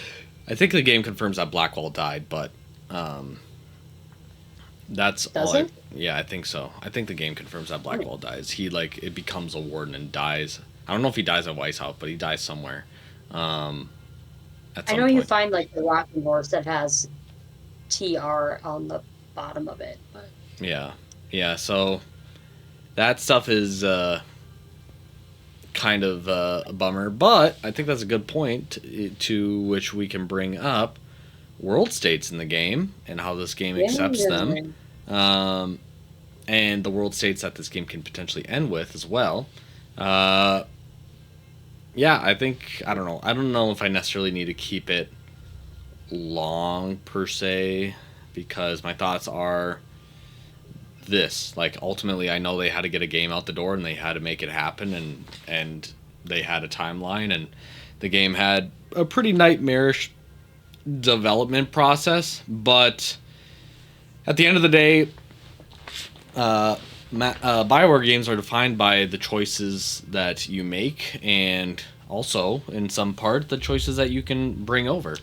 And so to have the fourth game in your series, as well as a fourth game that's like is built on like this idea of like, oh, we're this is a big huge thing for the player and this universe. You know, two blights at once, two elven gods, Solus, all this type of stuff. I think making the choice of saying your previous choices don't really matter all that much in how that factors into the story, I think is really dumb. I think we had too much investment with Anders, the Templar Mage War, how it results in Inquisition to not have anything tangibly affect the North, or at least have even the Chantry or Templars meaningfully involved in Dragon Age Veilguard. Like, it is the case that mages are just people in Tevinter. That is the one thing that they got right, is like Templars aren't even really there, and mages just be chilling. They just be hanging out. And so I guess that's realistic, but in other parts of Northern Thedas, like, it just was such a non-thing. You would swear that this wasn't even an aspect of that story if you hadn't played the early games. So that not being represented in any meaningful way, especially knowing how some other characters feel, like a Fenris or something like that, and how fucked up the magistrates can be, I think is just incredibly, like, somewhat of a missed opportunity in terms of how you could represent this in a different culture with different ideas or different approaches. It's just kind of, you know, propped up with like just no context or like, you know, any thoughtfulness, I guess, of like, yeah, you don't see Templars here because, you know, mages run this shit and they have no power here. And I think they do say it in some dialogue, but it doesn't feel like you get that, like, in a way of like how the story is shaped around that. Again, the magistrates don't even do anything for mages ruling the whole joint. Like, Minrathis gets invaded and it has a whole elven god pull up and take over the Archon's palace, and all we know is that the magistrates were killed in the last battle. But besides that, they're absent throughout the whole plot. Even if they're racist fucks who have slaves and shit, they would get involved somehow. And I think that could have even been an interesting plot of like having them being an optional faction. Do you accept the bad guys' help when they come to your front door as a rook? They're like, yeah, we do have slaves, and yeah, we are assholes, but we do not want elven gods to fuck up this joint. And you as the rook have to decide, like, do you even accept help from these types of people? I think that would have been like an interesting plot thread to explore. But as long as you have Dorian, I guess we don't give a shit. You know, so You barely have him, depending on what choices you make. yeah, exactly. So that, in addition to the world states and stuff like that, and the world being a tool to represent legacy characters in some sort of way or shape or form, I think to this day, even though it's only been like a month after the fact, I still find it incredibly odd that the only legacy characters we choose to bring forward is Morgan, which base makes sense, of course you do, and then Dorian and Isabella. And Dorian I can almost wrap my head around, because it's like, yeah, he is a fan favorite and he has ties to Vinter. Okay. But Isabella, it's like, okay, did you guys wake up one day and like were like, oh, we should probably have representation from Dragon Age 2, and that's all you guys could come up with is, let's make a new faction called the Lords of Fortune, and she leads it. And it's like, okay. It's just like, it felt like it was just kind of slapped on, and it's just like, here's your Dragon Age 2 representation. But I'm somewhat getting off the beaten path. I think the world states are non-existent and completely ignorant of so many meaningful choices that you made up until that point. Not even like you don't even, I don't know if the game even acknowledges who the King of Ferelden is, or like if I you, don't think so. and you can't even nominate who was the King of Ferelden. So, was it Loghain? Was it Alistair? Was it whoever? Loghain's daughter. Um, like who? You know that doesn't really matter. Again, the Templar Mage War not even really mattering. Who really died to kill the demon in the Fade? Was it Hawk or the Warden Commander, or like stuff like that? So in that sense, it's like it's an RPG where you feel like your choices don't matter, both inside and outside the game. Um, and I think that is an incredibly lost opportunity for what this game kind of does. I think you would. I think you can forgive like lack of meaningful world states depending on what you do inside the game. I think if what's inside the game is a whole bunch of references to legacy characters, and yeah, they don't reflect like different things that all the choices that you made in the past games, but at least they commit to like this is what canonically happened, and now you can interact with them. So we made a choice for you, and the other choices you make in the game are also super meaningful or something like that. I think I could forgive world states, but that's not what happens here. It's just kind of like, all right, did you kiss? Did you kiss or hold hands with Solus? Did you disband the Inquisition? And what's the other freaking choice that you make? Did you say that you were going to go after Solus, or did you say you were going to kill him, or whatever the case may be? Or it's like, that's the three choices we really wanted to have for this game. Like, that's it. And it's just not there. It's not meaningful enough for me. I think having, again, going back to Varric and him setting up the group, it's like, so Varric is going after Solus, and you're telling me that Varric doesn't get the Inquisition band back together, even though we're talking about the Inquisitor and all these other people. Like, they don't have a stake in this and what happens here. Like, did the Inquisition, it almost like retcons, like the Inquisition's relationships don't even matter. Like, once Solus like goes batshit crazy and like becomes the Dreadwolf and decides to run shit, they're like, well, I guess that's Varric's problem. Even though Varric is set up to be the fucking Viscount of Kirkwall, so What? he gets a like a little break. He gets a little, becomes the leader of Kirkwall, and he's like him for just about a couple months, and then the whole plot for the series is like, no, you have to get back in the action, buddy, and you have to do it without your friends.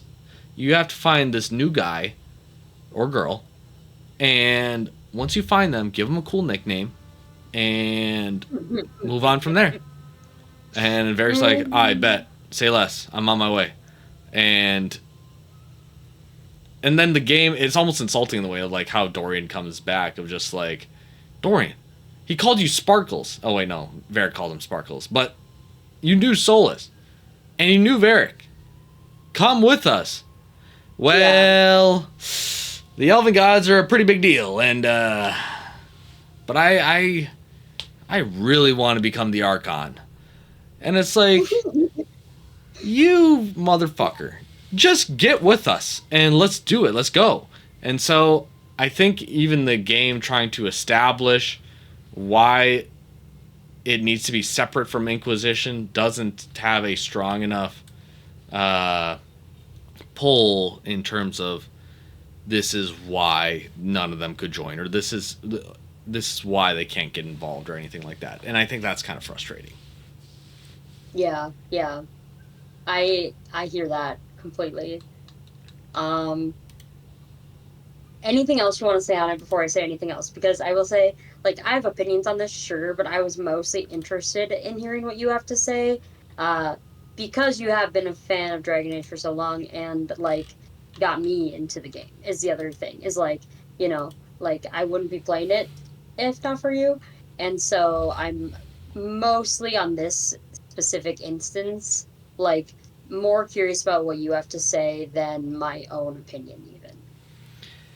Yeah, I think I don't know if I said this in the second episode or first episode, but with the how the dialogue is written, with the limited amount of choices in the game, and with the limited amount of world states you went in, it almost would have been more compelling if they just from the jump said Dragon Age: The Veilguard is going to be an action game that has a story that it wants to tell, and there aren't any choices. It's just this is what happens in this story, and Mhm. maybe just commits to just the action component. Like it's like, yes, we are admitting to a complete genre swap, which is not the identity of the Dragon Age games, but we wanted to do something new and refreshing and put a cute little button on the story that we all know you love and stuff like that. And just committed to like not trying to appease all these different world states and choices and all that type of stuff and just said started making choices for you. Like this is the canon of what was and this is the canon of what will be. I think that would have been bolder, ballsier, probably higher risk to some extent, but I think with what they give here, what they present here gives the impression of like, well, and I know it's not true because I obviously I've been paying attention to the game, but you when you actually play the game and you don't think about how the game was made, you can't help but think, oh, did they even really try? Like where are the meaningful choices? Any meaningful choices? Because even of the three world states that you can potentially port over, only one of them matters, which is did you disband the Inquisition or not? And guess what? The choice that most matters has still next to no impact on the plot because it just changes dialogue. It doesn't change how events play out, how character relationships unfold, really. It's just flavor text. And that's a lot of the choices in the game is just flavor text. Yeah, yeah, yeah. My thoughts, I don't think differ too much from yours.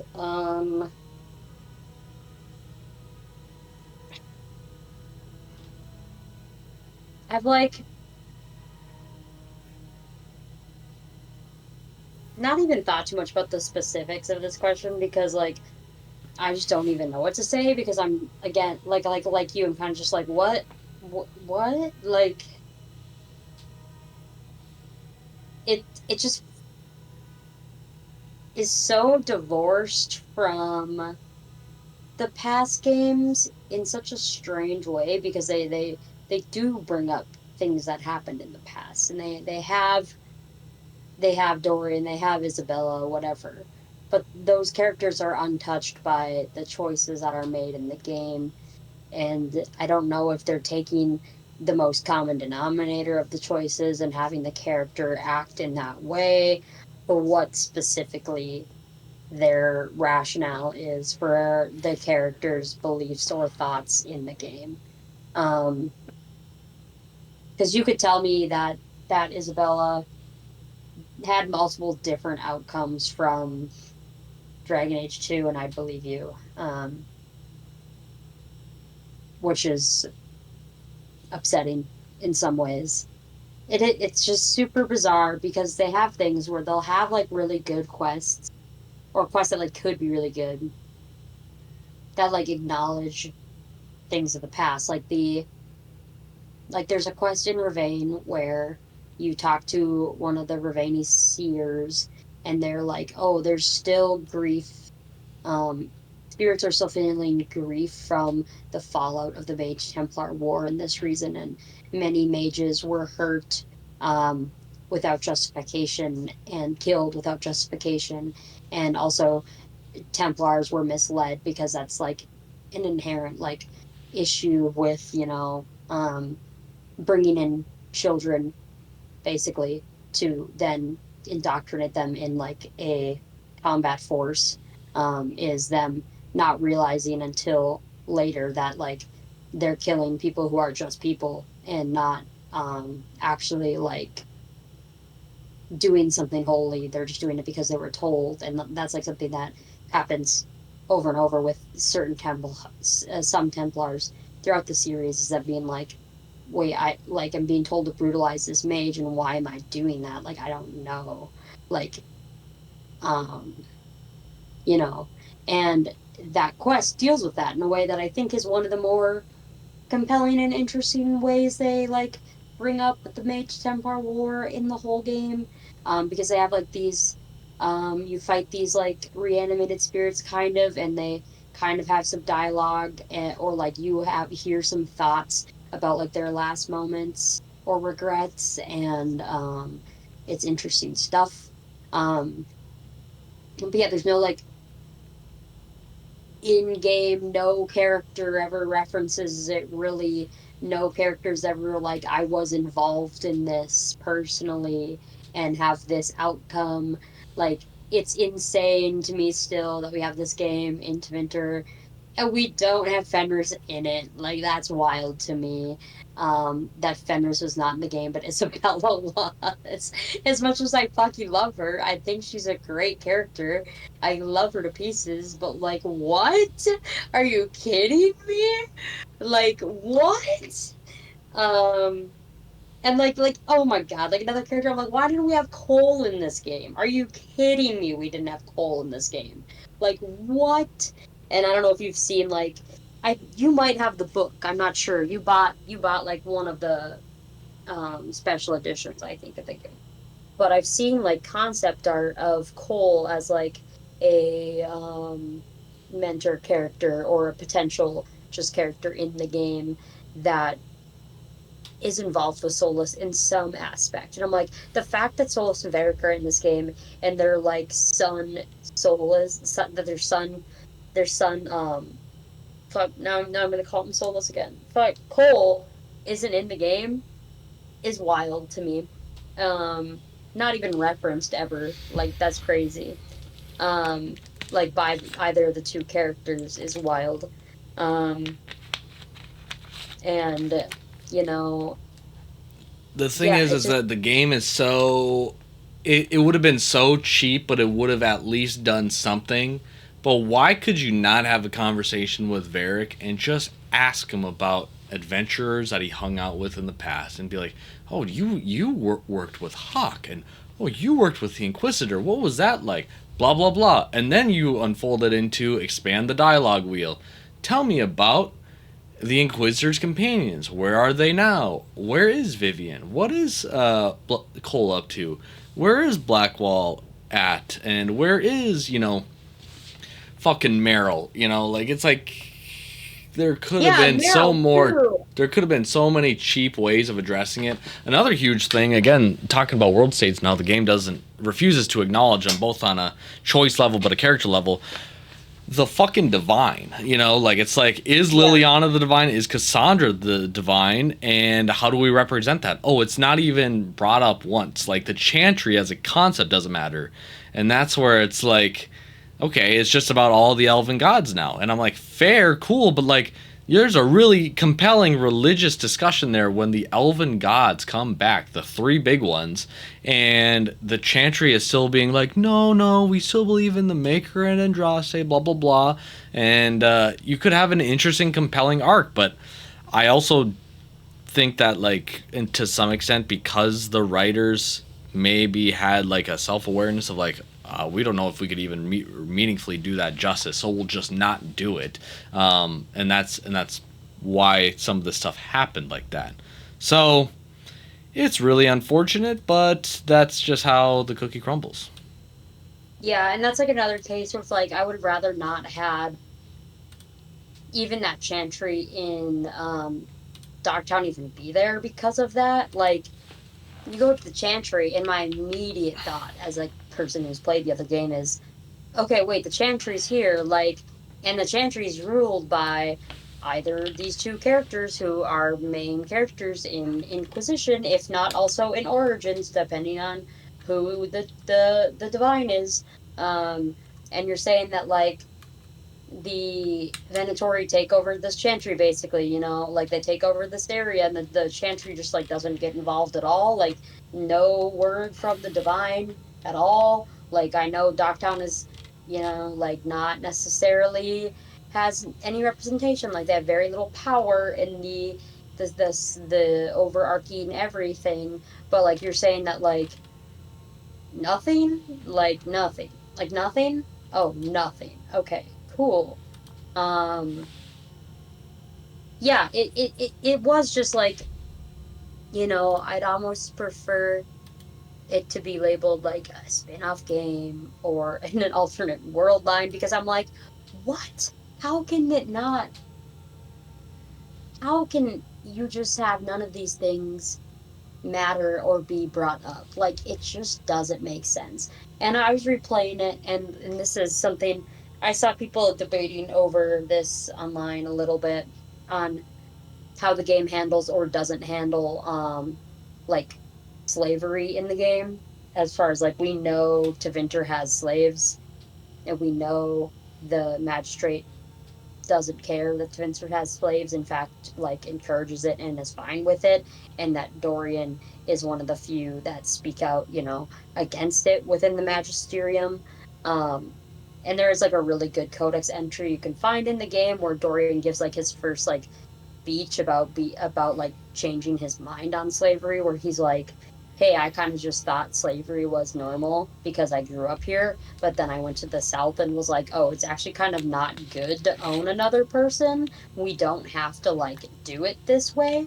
And the debate of if the game addresses that or not. And after replaying the beginning, I think the game does a decent job of having the shadow dragons, like really represent like, freeing the slaves. And they talk about it a lot, like being like, this is stuff that has happened and this does happen to Winter, and we are working to counteract this. But then there's like no, there's like a few different times in the game where you kind of save some people who seem to either be being taken to maybe that rather than a ritual site. Like it's not super clear. Um, or there's a few other instances where you're like maybe dealing with freeing some people or seeing a slave or something, and there's codex entries talking about slavery in Tevinter, but there's no like real like interaction with that at all, and I think that caused a lot of dissonance for old Dragon Age players. And it was something that, like, as I played the game, didn't bother me a super ton, because I think it is hard to include, like, slavery in a game in a way that's not, I don't know, like, it's supposed to be a hard, bad, like, subject, obviously, but, like, I understand why, there might be a little bit of fear of how to incorporate it correctly. Um, but like it's almost worse to not incorporate it more outright because of the history of the series talking about how big of a deal it is in Tevinter. And also like there's a character in the Shadow Dragons, she's the shop owner, not the shop, yeah, the shop like head in their like faction building. Um and you find a codex entry about her. I don't know if you ever get to talk to her about it because I didn't save Minrathis, but she's like from Dragon Age Origins, one of the elves that got like sold to Tevinter from Denerim. Like it like talks about that. Like she's from Denerim and that's what happens. And so like they acknowledge like these were like really big things that have been prevalent in the game through the game through the games, like, but they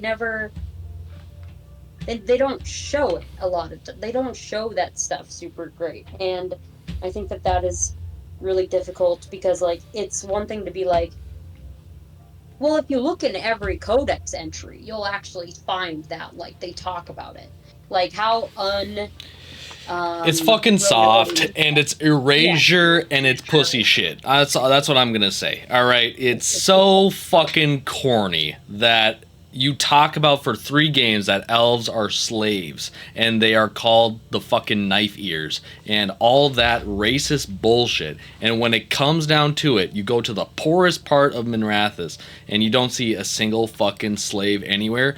Imagine how much this game changes in terms of how you view the plot and the villains and the complexity of the elves and their ancient culture and their modern day culture. Like, what if you had a conversation with Elgranon and Gillenane and said, and they were talking to you and they said, because of what Solus did, our people are fucking slaves to these other asshats, these other assholes. And that doesn't make them right, but it at least gives them the point of like, we are trying to restore our people to their former glory. And how we do that is by restarting.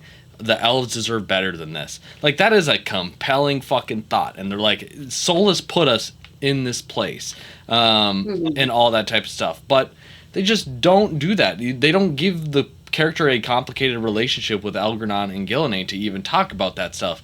And imagine how much that changes the interaction when you get to the quest where they sacrifice the fucking Dalish elves. Because it's like, okay, you're talking about sacrificing, or you want to restore the elves to what they were, but you're committing genocide to the fucking elves. And they look at you and they're like, do you not... The Dalish elves are not fucking elves. These nomadic fucking hippies have the power to enact change, but what they do is they let their people either fucking rot in an alienage or they let them leave them in indentured servitude. They are less than an elf, and they deserve to fucking die. It's actually a huge honor for them to restore the elves by giving up their lives for these blood rituals. And that's a fucking compelling idea, but no, we just say we're killing Dalish elves for our blood ritual. We're bad. We're evil. And it's like, damn, have some fucking texture. Have something meaningful in this game that really makes the player think about like the nuances of Solus's decisions, but they don't. They just kind of make these one-dimensional villains, and because we have complicated feelings for Solus, we're like, yeah, he did bad things, blah, blah, blah. But we never truly in the game, at least I didn't, I never really played the game and it's like, oh, Solus is really the fucking bad guy here. We really need to hold him to the mirror and stuff like that. And even Harding's, like, companion subplot really does that. She's like, oh, he killed a whole race of people, but even then it's just we skip past that, and it's not addressed with Harding or Solus in a meaningful way. It's just random dialogue, and he just says, whoops, sorry. And so it's a lost opportunity, and it's like, again, going to the premise of how this game's marketed and advertised. It's a fucking RPG. How interesting would it be if Rook could turn on Solus and be like, you are actually the problem. All of the Evanurus are the problems. Let's kill all of the elves and let's just tear down the Veil and restart. We'll still get you what you want, but we're better off if we can restart without the Evanurus involved, these super powerful beings. Or maybe you can switch sides and switch to the Evanurus and try to restore the elves. I don't think, obviously, no one wants to do that. But again, going back to this idea of how tackling tough subjects brings texture to the game, I think it's so fucking corny that the game thinks it's gonna be brave by having non-binary representation, which I still think is important, but skip past some of the things that are already established in this world. And it's like, I don't know. Again, it's super soft, it's super lame, and I don't know, it just really shines a light on who the fuck was writing this game. And speaking of writers, I just saw either today or yesterday, but the woman who wrote Josephine and Emmerich quit BioWare. So I saw that and I'm like, oh, that's not cash money, but you know, that's just life. So that's how I feel about it. Again, it's like, you can have lack of world states. You can, like, I don't believe that Dragon Age or Mass Effect or any BioWare games or any game in a series is reliant upon world states to be good, even though BioWare games have largely built their brand off of world states and stuff like that. So they're kind of going against their own brand identity, but it's also like the content of the game that really is what does it. And the content of this game is not doing something in a way where it's like, oh, this is the price of admission. I don't care about having the lack of world states because what I'm allowed to do within the game, holy fucking shit. Um, Yeah. and that really sucks. Yeah, I think you boil it down to the best thing when you say like if they had been confident in the lack of world state and had just like made bold choices for what had happened, it would be like far more acceptable than like sheepishly, I'll say, sheepishly like batting around the results of major actions in the world rather than um committing to them. Yeah, yeah, and I don't know. It's weird. I do think it's interesting that the game does kind of state that it implicitly states that even though he did the wrong thing, Anders is correct because of how like normal Tevinter actually is. Like Minrathous actually has like a fucking economy problem, if anything. It doesn't have a problem with like really bad mages. It has the same problems as a Southern Thetis, except they don't have rampant Templars getting on their dick every second and putting people tranquil. So I thought that was super interesting. Of like, oh, so maybe we just don't need Templars. Just let them be, and we'll just deal with the bullshit that comes with it. Because like playing Docktown and Minrathous, like you there was not enough there that like really sold me of like, or that like swayed the opinion of like, was chastising Anders the wrong thing to do, or was he actually right in any way? And so like I thought that was also interesting that the game, whether it knew it or not, and I'm betting it probably didn't know it, it took a side on the whole Anders and Mage Templar War type of aspect with how it represented Tevinter and Docktown. Well, that's like makes a lot of sense because inherently, like not picking a side picks a side. Like, like you can't like by saying there wasn't an outcome, they default to there still being an outcome. Like that's the environmental storytelling of it. Like now you can conclude the outcome because of that. Yeah. And whether that's the intent of the authors or not based on like your like deduction from that, like it doesn't matter what their intent was because that's a logical conclusion because they didn't state otherwise. um so I think that is frustrating. I found a lot of like other just like random things like with that frustrating. Like there's a ancillary item you can pick up in the game called Anders Vessel. And every single time I saw it, I was just like, "Oh my god!" Is like not every single time. The first few times I noticed it, I was like, "Oh my god, Anders Vessel! Oh my god, something's gonna happen! Anders is gonna be in the game." Very quickly, I learned, no, he's fucking not. That's just the name of the fucking item. But like, I was like, man, just like I don't know, just another thing where I was like, just have a little more carefulness about the loved world that you are touching, that you are making uh that you are adding to. Yeah. Yeah. It's it's like selective nostalgia bait. It's very weird. It's very weird how they Yeah. handle legacy with its own with its own franchise. And I understand it's a new team. I don't want to like say that they have to like suck the dick of the old games. Like it doesn't. It needs to be new, and it has to be feel fresh because again, it's a whole new story in a whole new part of this world with new characters. But when you do that, you have to make it make sense in accordance to the prior worlds and past characters, so that it's not feeling somewhat half-assed or in some instances feel lazy. So yeah, it's really, when it comes to its own identity and when it comes to its own legacy, um, I think that's where I think Veilguard um, really shows its flaws, so to speak.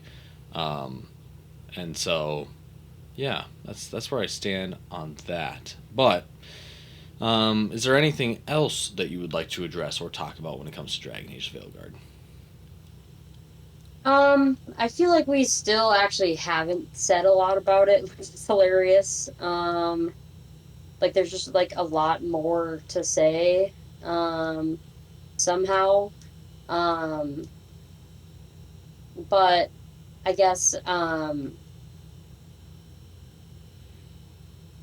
what am I thinking of? The thoughts in my head, but the words aren't. So you go first. Is there anything else you would like to say specifically right now? How'd you put the reverse card on me when I asked you? Well, because the word isn't coming to me. Oh, bro, what do you want to talk about? I don't know. What do you want to talk about? No, no, no, no. I know it's not. I have a thought. It's just not. I'm not. The synapses aren't connecting to like make the word. Let's see here. I have thoughts on I guess uh my this still I guess is in a similar vein of what we're talking about, so that works. Is like okay, the game as its own entity, and a game as the game as a Dragon Age game, I guess was something that I was kind of like um puzzling with as I played the game. And we have kind of like talked about this, but like if the game doesn't have the burden of and in this case I do think it happens to end up being a burden of being a Dragon Age game. So it has these expectations and this world and everything. Like, is it a good game then?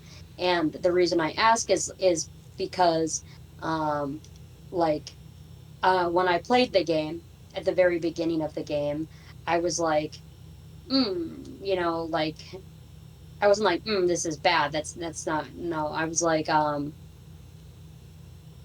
there were some dialogue and like writing things at the beginning of the game where I was just like, oh, I don't know. It's like whatever. Um, but there were also like I wanted to like put aside necessarily like what I thought of the game as like a continuation of the series and think more about like, am I just like enjoying the game? Like how is just the game? And like to kind of like see what the differences in my thoughts would be. And like when I finished the game, also you were there with me at the end of the game. Um, I I did really enjoy the ending. I had a lot of fun playing the ending, and like I think we've talked about. We haven't really talked about the plot start to front to back, but like, um, I think ultimately, like with a game like this, I am curious, like about like, did you enjoy playing the game? Because like you said that playing the Spellblade Mage was fun, or at least fun at times. There were aspects of the companions you really liked, and also aspects of the world you liked. And so that is what I'm interested in is like did you like this game in a vacuum? Yeah, I think that's a fair question to ask. And um, Well, okay, we're back. Sorry, hard cut break. I had to step away for something, and we had some pre-production meetings, but during the recording, so it's not pre-production. We'll call it mid-production. Anyways, the point is that we are not going to talk about the summary yet. We're going to cover a couple other topics before we hit the summary of Dragon Age: The Veilguard. And I think one of the topics that we wanted to talk about more in depth is the Solus character, obviously, who was supposed to be the kind of point to the game because the game was originally named Dreadwolf, and now kind of was an antagonist slash mysterious figure with his role with the Veilguard because it wasn't super clear in terms of like I said, his relationships with them. So Solus, formerly of the Inquisition, part of the ancient elves, technically is one of the Evanuris, and is now, primarily in this game, trapped in the Fade. Pearl, what did you think about Solus's representation, his role with the story, and his relationship with Rook? Well, hmm.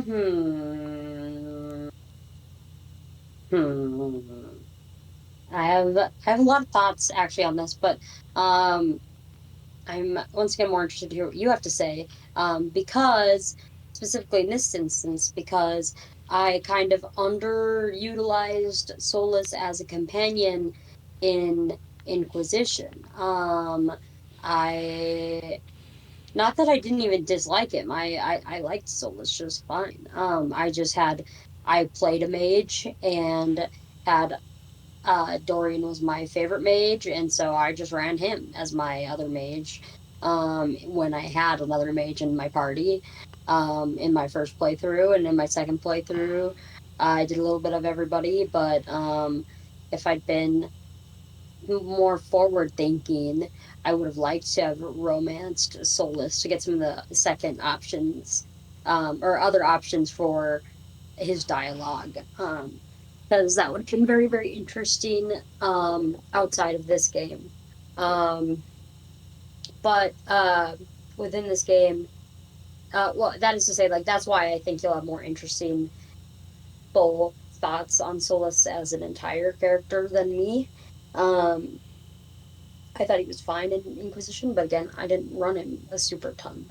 Um, which turned out to be okay because then you won't have him as a companion in Trespasser, and that sucks, if he's like your main guy. So turns out that's fine.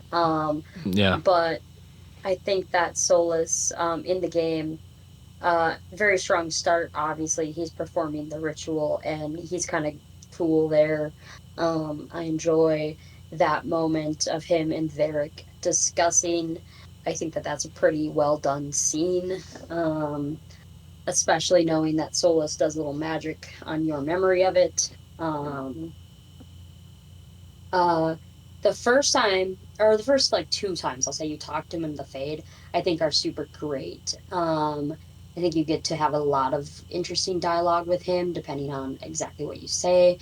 Um, I liked that I made fun of him because of his title of the Elven God of mischief, whatever, and lies. You kind of jab at him on that, and he thinks that that is obnoxious, and so he jabs at you back about it. There's some great banter there that you can have, especially when you are an elf. And I played Veilguard as an elf, so I got some extra dialogue with him about that, which was nice. Um, and then there's a long time in the game where I was like, "Where the fuck is Solus? Like, why can't I talk to Solus?" And I don't know if that's like me as a player being whiny and bitchy, or if it's an actual good critique or not. I'm not quite sure. But there were times like, and obviously like there are reasons you can't talk to Varric in the game, right? About just anything. But um, I wanted to talk to Solus more often was my big thing, and I wish I could have. And the game moved away from the title Dreadwolf, and so maybe that partially is a reflection of like cutting back on the stuff for his character, and so there was just less of it in general, and that could be understandable as part of the reason that they ended up switching the name, as they just didn't have as many times it made sense for Rick to talk to him. But I felt like I would have loved for there to be a little more times. I just like anytime Solus was in the game was better, if that makes sense. Like I just felt like he really elevated the game because he is him and has um interesting thoughts and ideals and morals and ethics that all seem to kind of get muddled at points, but in a way that like makes sense because he's not coming to terms with his regret or his other things, and that's like what you see throughout the game is him not knowing how to deal with his mistakes of the past. Um, and that, like, I think even Varric says, like, it's easier for him to play the villain because then, like, he can be justified or not justified in what he does, but, like, he doesn't have to pretend to be a hero, and all these things. And I just felt like he's very interesting in this game, and I wanted more direct interaction with him because of that. But then you get Solas's memories, and like those are really great too in their own way. And I liked those because it almost felt like you had a little more time to interact with him, even though you're seeing a past Solus. And then there was the times in the game where like the team got to contemplate what Solas's memories meant. And I did like that as well. It was one of the better, like, I feel like not always super great. Like, I don't feel like it reaches the height of intensity that it should have always, but it does like do a good job of giving you those role play moments of like puzzling out what something means and working through what that means for you and then the world as a whole.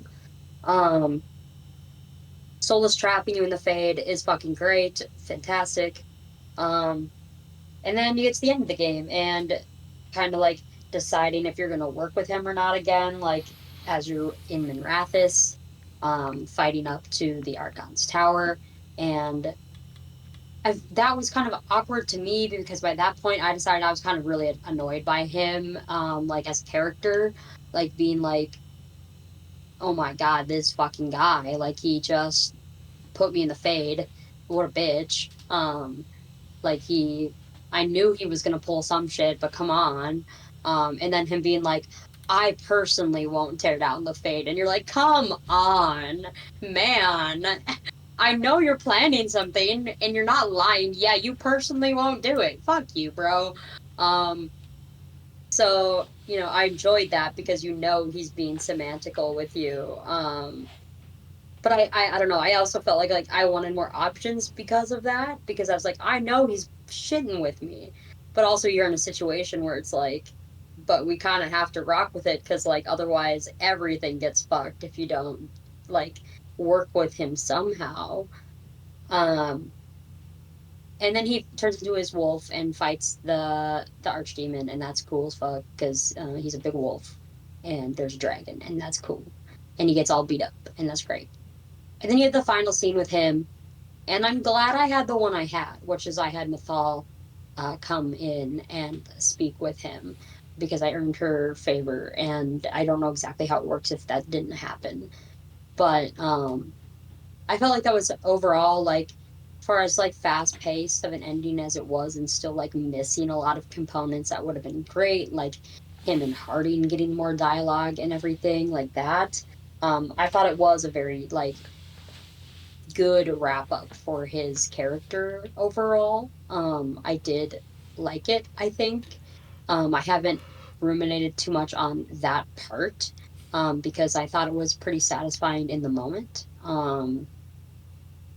But yeah, I felt like they did, like, Solus was good in this game. Like, I felt like he was very good. He just wasn't as in it as much as I would have loved. And like, it's one of those moments where I think like, man, if they had kept the name Dreadwolf and they had put more Souls content in there, like, would we have, like, what would the different outcome be? Would it be better? I don't know. But like, um, I thought he was one of the strongest components of the game.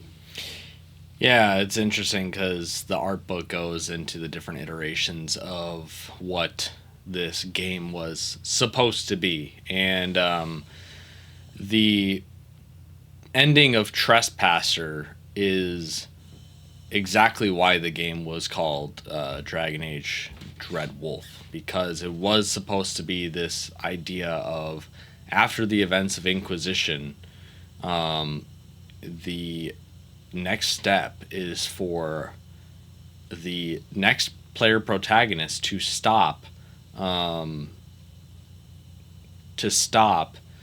Solus from, trying to go through with his ritual. And the game was supposed to be a hunt, so to speak, of you are trying to catch this elusive ass elf dude from doing this ritual. And it would take you all across Northern Thedas, multiple missions, and he would trick you and fuck with you because he knows that you're after him.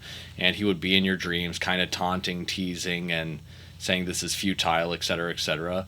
And obviously that wasn't what the game became. It was then changed into a different project, which was the multiplayer project, and that game was built for a bit, and then this game came to be. So there was an iteration of the game where I think the game was a lot more oriented around Solus, and actually was more around the idea of like, what if we just ended the next Dragon Age game with Solus doing the ritual, and then the following one would be the results of said ritual following through. And I think for scope changes, vision changes, and what they wanted to do with the pieces of the multiplayer game that they kind of had done, and again, we won't know the full story unless they really tell it in a meaningful way. We won't really know. And so I think that's the frustrating part, is getting a full picture of what was left over of those two prior games and what really made it to this game. But yeah, if you look through the art book, it tells a very fascinating story of what could have been. Some of the ideas were surely some stinkers, but some of them were pretty neat as a Dragon Age fan. But yeah, I think largely I'll just start at the top level, at the high level. I do echo a lot with what you said, that Solus in the game is a interesting, well written character that is complicated, impossibly complicated. He is just an infinite ball of yarn that even he admits in the game that he cannot fully solve. And I like him in the game, and I wish there was more of him in the game. I think, again, going into what the game insists you must do, and then what the game insists is like side content, is so odd, just in the way of like, why isn't Solus's regrets just a main mission? Like, why isn't the player mandated to do that? Because that is so integral to not only Solus content, which the game tells you he's an important figure because he has to give you a speech between, main story missions and key beats. But at the same time, it's like, oh, do you want to learn more about this guy? Let's make it just a side mission. And it's like, we got this, but we make the faction strength and the companion stuff like main content. Like, this has to be done. Or at least if you want to get a good ending, it has to be done. Now, granted, the side quest is hinged on a quote-unquote the best ending, the most amicable ending, which is fair. But yeah, I wish Solus was more present. I think he's thematically important in terms of what it means to be a leader and what it means to make those hard decisions. Now, granted, the scope of the decisions Rook has to make is different than the decisions Solus has had to make in the game. But the game does show you how they're both haunted by their decisions and how they doubt themselves and question themselves throughout this process. And so I think that's really fascinating stuff, and I like it. But I do wish there was more. Even though the Solus content comes to be the best stuff in the game, with Solus's regrets, and not only Solus's regrets, but the cage, the Fade level in the third act, where you have to confront the same prison that Solus was in, and the fact that you're able to overcome it. I think that's so thematically important and so illuminating to what the Solus character is, just so hopelessly trapped in his own kind of like self-pity that like he copes with that by telling himself he is not a good person. He is the actual villain of his own story, but even though he's the villain, he has to do what he thinks is right. And I think that's so infinitely captivating, and it's sad that it's like such a minute component. Like, we have this character, and then we have stuff that is just such, I don't know, we have the fucking Treviso governor, and it's like, well, damn, like, I give a shit. And so it's like it is frustrating in that sense, and I wish that like when he is in the fold, like he's more of a presence in the fold. Like, for all intents and purposes, like it would be awesome if you could like somehow wrestle him into the lighthouse or something like that and Yeah. force him to be like, oh, you've taken up, this is what you've done to my place, or something like that. And the whole party is forced to like, can I even be an ally to you? And everyone is skeptical of you and all that type of stuff. Maybe you do that after Tearstone Island after you kill Gillenane, and you know, or I don't know how it would work with him doing the whoop de wop with you, but I think if you want this game to not be the Dreadwolf, but you want it to be the Veilguard, I think you should still have some like intermediary barrier that still ties the two, because it makes it feel like, oh, they're both still present, but the difference is that you want to highlight the good guys as opposed to the morally dubious character or potential bad guy. And so I think you could have done that with a way where somehow you convince the Dreadwolf to sit at the kitchen table with your party, and he has to look at them all in their eye and like talk about the problems that he's inflicted to them or their people or how they relate or something like that. And maybe he doesn't have the most interesting things to say about everyone, but it would be so interesting to have a conversation with Balara and Solus. It would be so interesting to have Yeah. a conversation with Davrin and Solus about like, so you're the man that created the blight, or him and uh, obviously, who am I looking for? Even Lucanus, even Harding, especially Harding. Yeah, that's who I was looking for. I was looking for Harding. Harding would be such an interesting, meaningful conversation. And then Lucanus talking about the demon inside him. You could tie it to his character. Like, it's like, have Solus step up to the plate and confront the party in a more meaningful way, and use that as an opportunity to maybe decide whether the party fucks with him or doesn't fuck with him, and based on your decisions, they fuck with you or don't fuck with you, and have the third act play out differently according to that. I don't know what that looks like, but you could have done something with that was compelling. I think it's a shame that Solus's relationship is only tied to Rook when the game literally has the Inquisitor and Varric. Well, doesn't really have Varric, but also has Dorian and stuff in the game. So it's so weird how you have such an important character and he has such limited availability in in this way where they don't interact with each other. It's odd. It's odd. It's how I feel similarly about like the Disney movies, Disney Star Wars movies, where it's like you're bringing back the old cast back, and you made the deliberate, conscious choice, or maybe unconscious, whether you knew it or not. But you had the big three back, and you decided to not give a scene where Luke and Han Solo meet up again. Like it is odd to have that happen, considering the history and what this is supposed to mean, especially for those who have waited for such a long time, to somewhat deprive the moment from them. And granted, you get the last moment at the end of the game with Solus Mythal and the Inquisitor, if you chose to have the Inquisitor to have a relationship with him. But I think it's a really, it's something, but I wish it was more. I wish it was more. I think everything related to Solus, I just wish there was more to it. I think with how he's important to the lore, he almost demands more of a presence. Yeah. And I understand that like there's power in scarcity, but with a 60 to 70 hour game for the perfectionists out there, I think you could have afforded to pull him in more in a meaningful way. In that sense. So I think it's odd that like you get more Solus content when he's just a fucking guy in the last game, as opposed to this game where he's lit Mr. Himothy himself, and he's just like, talking about you, and he's like, oh, I bet you don't trust me. And it's like, this is all we got? This is all we got for him? Like, we need more of this. We need more. I have my demands.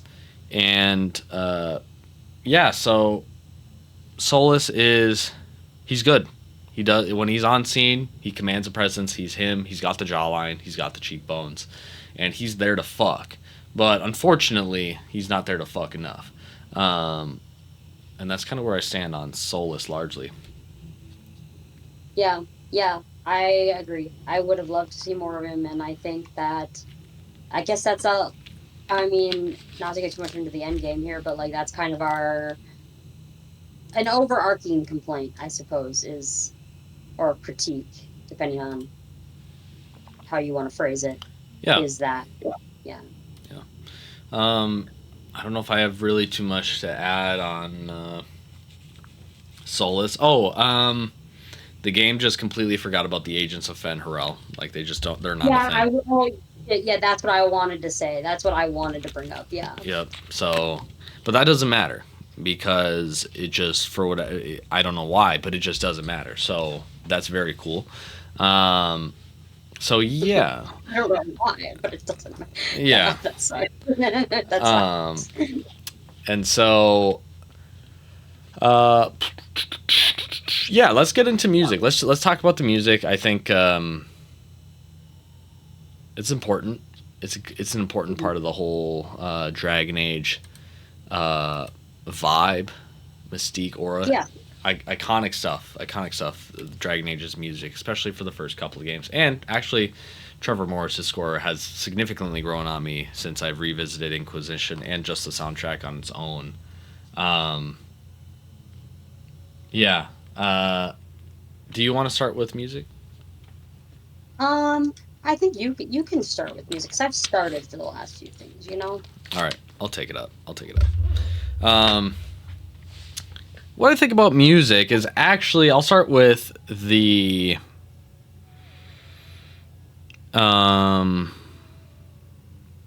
first of all, I think it is compositionally and on a technical level, I actually think it's good. I think let me just give credit to the individuals involved. Hans Zimmer and Lauren. I'll give the credit to Lauren Balfe. I have no idea what Hans Zimmer did to this except license his name. I don't know if he has no concept of what Dragon Age is, but that's okay. Anyways, not the point. The point is, I think on a technical level, I think the score is pretty good. Overall, I think there's a little bit of stinkers in the soundtrack. There's not everything that I find to be a hitter or absolutely like killer and for the soundtrack. I wish it could have done more in certain areas. I don't have any track examples where I'm like, oh, this is a complete stinker failure. But I think this game soundtrack carries a similar issue that Inquisition has, which again, it always comes down to this, but the length of the game does the music no favors. And how that manifested in Inquisition was you would have some of these banger ass songs during these key story missions, and you're like, holy shit, this game's firing on all cylinders. And then after that mission wraps, you would spend another 30 hours collecting Elfroot in the hinterlands, and you're like, fuck my life. And then in this game, you would have like a badass mission like Weishaupt and shit like that. And then you would proceed to do the next 30 hours talking to Balara about her problems, and they're like, holy shit, fuck my life. And that's melodramatic, but I think it's indicative of a similar problem, which is I think the bloat and the pacing of this game gets in the way of what could be better qualities than what this game gets credits for. And so I think the track or the soundtrack has some really strong, potent moments, but when you leave with a game, they don't really stick with you in a meaningful way outside of the theme, and I don't even think the theme is arguably the weakest track of the whole soundtrack, despite its iconicness, and I say iconicness is almost a pejorative in this sense, but yeah, I think the pacing really hurts this game's soundtrack with when some of these bangers come in and then you just kind of forget about them. They kind of don't leave a lasting impact. Secondly, the second biggest problem, and arguably the biggest problem of the Veilguard soundtrack, is that it barely, if at all, sounds like a Dragon Age game. This This soundtrack to me has way too many hints of like Mass Effect in it for my taste. And by Mass Effect, I'm really specifically talking about like the electric or digital instrumentation that's prominent through a lot of these soundtracks. I think we have a lot of nice natural melodies and interpolations scattered out throughout the soundtrack, and we're borrowing some old themes from old Dragon Age songs and stuff like that. So in that sense, it's cool. But there will be times in this soundtrack where I'm like, am I at a rave? Am I at Electric Forest, or like stuff like that, where I'm like, this is supposed to be a fantasy universe. Granted, it's supposed to be high fantasy, but we're losing the medieval natural flares that I think was established of the earlier games, especially. I know Origins and even 2 to an extent were pretty brass heavy, but they also had these embellishments through vocals that were really nice and really worked, especially for their title tracks, or main menu tracks, I should say. I think Trevor Morris really did more in the way of like exploring with a more diverse sonic palette, and I think that like benefited the soundtrack if you listen to the soundtrack in isolation, and all that type of stuff. But this soundtrack for me is not really doing much in terms of how it fits the Dragon Age thing. I think they're similar to, again, going back to like a lot of the elements that I brought up so far, is the stuff that doesn't fit for me, and maybe I'm just a Dragon Age stickler, just it takes me out of it in the way of how some of it sounds. And I'm trying to think if I have any good examples, but if we go with like Not the Chosen One, which is track 2, and for context, I'll just play it in the background a little bit, just a little taste. Little taste. Can you play so I can hear it? Can we do a good jam, or can I play it with that? No, I can play it for a bit. Let me see if I can figure out a way to do so. Let's see here.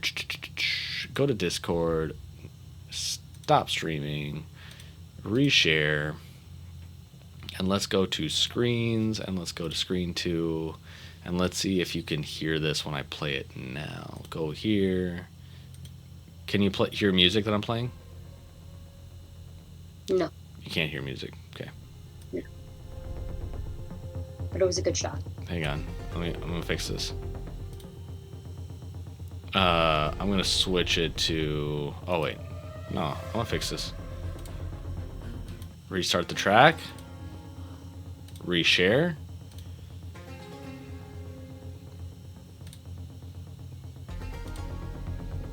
Do you hear this now? No. But I'm sharing the Spotify application. How dare it not play? Let me see if I'm doing something wrong. Maybe I'm doing something Are wrong. you in the stream? I should be. Do you see my Spotify? No. Then you're not in the So I stream. guess no. How do I get share your screen, turn on camera, certain activity, open soundboard? I see. Hold on. Okay. Share your screen. Give us a second, ladies and gentlemen, while Pearl learns how to use Discord. So we're returning with Not the Chosen One playing in the background, and it's probably really loud, so I'm gonna probably turn it down because I don't want it to like sabotage the recording. But the bass line here is way too doesn't fit. These race car sounds in the background does not fit.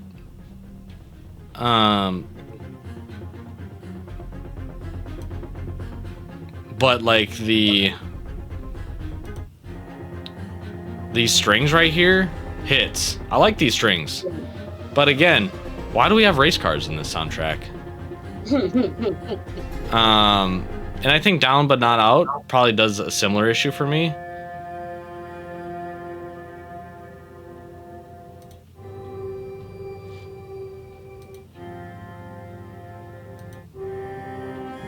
Oh, hits. Yeah. Hits right here. Wait, what's the part of this?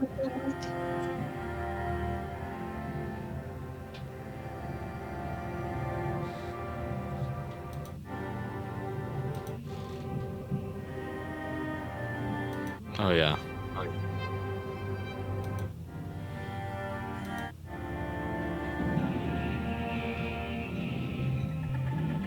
Oh, but then you get this part where it's like, Um, why are we doing this?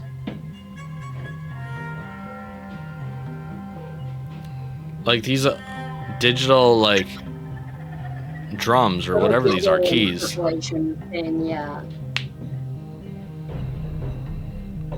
It's like, am I on the Normandy right now? If I close my eyes, what about this should make me think about Dragon Age? I don't know. I don't know. So like a lot of the like natural embellishments, the actual strings, those work for me. That's fine. But a lot of the other elements of the soundtrack, I'm like, who is this for? Who is this for? Because this is not working for me. Hmm. So that's where I'm at with the soundtrack. I think the soundtrack is good at times, even pretty great at times. But I think the it just doesn't fit. It doesn't work. It doesn't work, and that's where I'm at with it. Yeah.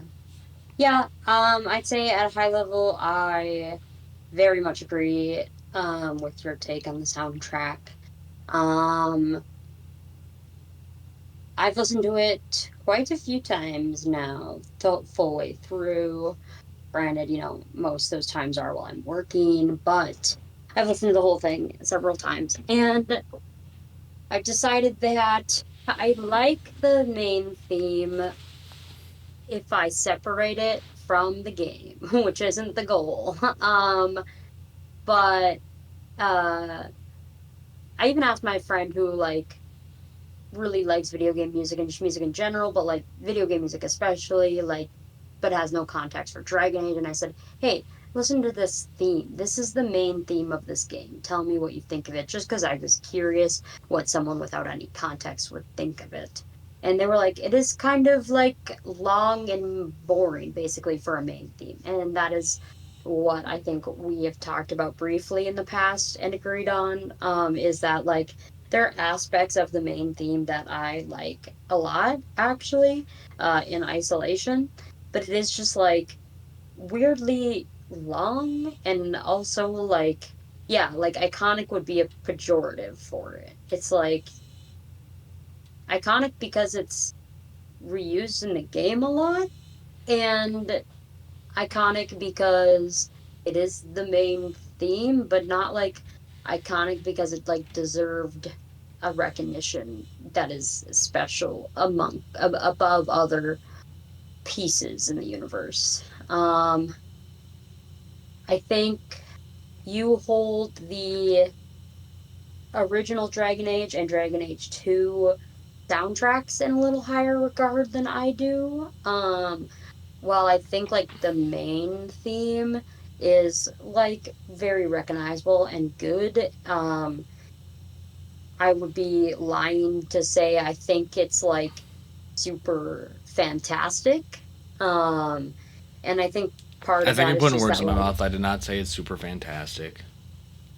you didn't say I you know I'm not saying that you said that. I'm saying I'm lying if I said that. No, I'm saying you're saying I hold it in high, super high regard, and Compared then to you're, me, yeah, okay, go ahead. just generally, I feel like you think of it as those two soundtracks as better than I do. I have re-listened to them recently, and I'm still pretty much just yeah, really only the main theme does anything for me in these soundtracks. Um, Overall, I think I like Dragon Age 2's soundtrack actually even better than Dragon Age Origins, and that's just because I feel like I think actually something you said about this game even applies to that game. It's just the smallest of the games. And so the more smaller soundtrack works fine.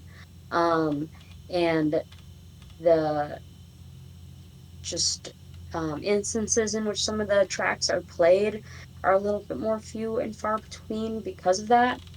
Um, but I feel like Dragon Age in general doesn't have enough music for how long their games are and diverse the game can get. Um I would like to see more just unique tracks in the games that only play once or twice. You get a few, but you get like the final battle ones. I think Inquisition's soundtrack also has grown on me, but I still like don't think as a whole it's that super great. Um but it has lots of great individual songs in there, like tons of really just great stuff. I think the best Dragon Age music, like as a package, is Trespasser, like front to back wise. Trevor Morris really got in his bag with that. Um, and so, like, because of that, I think it's a bummer that, like, he hit his high with Trespasser and then they switched artists. But, they switched basically everything for Veilguard, so somewhat understandable. Um, I don't know. Initially, I think that yeah, I think what? you're inflating the Trespasser for it being like an 8-hour DLC, and there's like 2 or 3 tracks that you really revisit for that.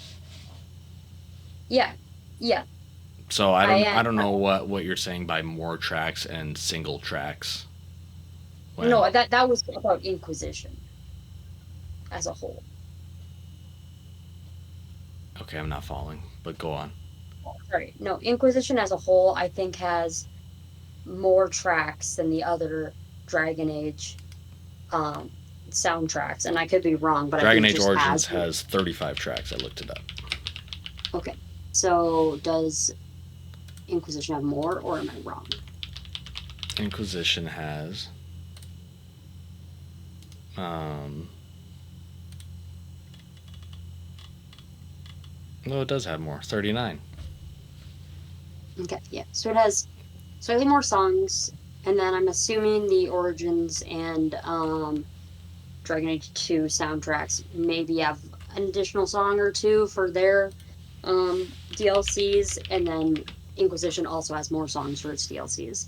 And I'm saying that I think that Inquisition has more like individual bangers within its also longer soundtrack than the previous games.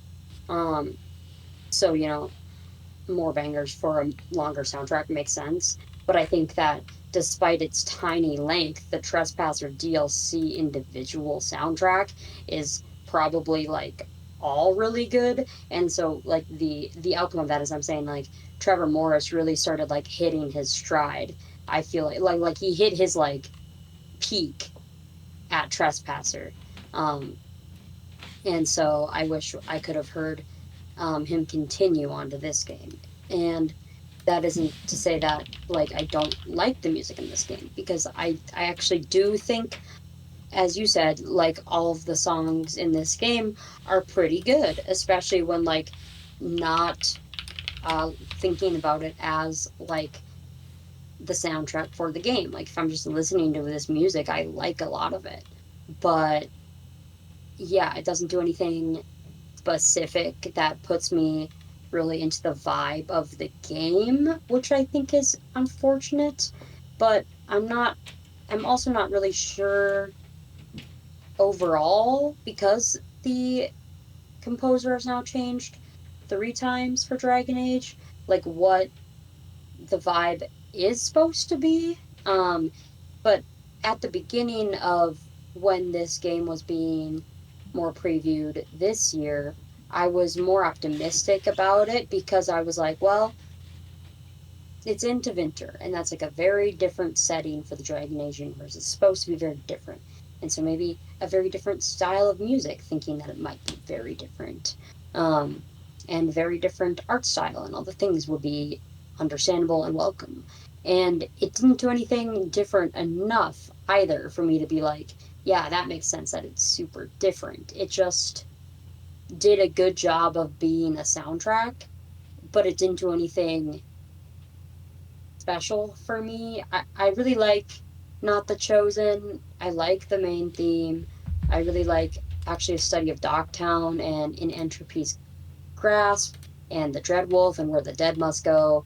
some of my favorite ones on there. I actually also really like whatever the Dragon Hunter one is. I think it's a good individual song, but like, I would have liked to get more out of the Eldest of the Sun and Mother of the Hala, as like they are the big boss themes aside from the Dreadwolf and Old Gods Rising. Um, but I think, and you alluded to this as well, the biggest thing this soundtrack misses is any vocals. I listened to it like twice, just like being like, maybe I missed some. Maybe one song has vocals. But I don't think there's a single song that has any vocals in it. And that's like the biggest, I think, personal letdown about this soundtrack is like, if there is one thing that the Dragon Age soundtracks have had in common is that there is vocals, especially in the main theme, that stand out in some way. And we didn't get that at all in this soundtrack. And I think like if I compare this soundtrack to other video game soundtracks I think that are very good. I mean, I don't think vocals like are the end all be all of setting it apart, but I think good vocals really elevate a video game soundtrack because of just what they can do at like special in certain parts of the games, or like creating the world and like the environmental world building way. Like you think of Nier, like all the songs sang in Nier are sang in not a real language. It is a language created for the game, and all the music is sung in that language except for the exception of two ending themes which are played during the credits. And you think of like God of War and like Skyrim, you have these like choruses that maybe are just singing "Oh" for a big part of it, but like they're like super epic and great and all this stuff. And yeah, I think not having that is a really disservice even to just the what's the word, congruency, maybe. No, that's not the word I'm looking for, but like the connection between the game and the previous games, which I guess you can say is a good severance of the connection if you want to be optimistic about it. Like if we're not having the world state and all the things, changing as many of those conventions as we see in the games, I suppose that's good, but I don't necessarily think so. Um, Yeah, I didn't have as many like I think you nailed it on the head with like some of those like sounds in the background not feeling in place for the genre.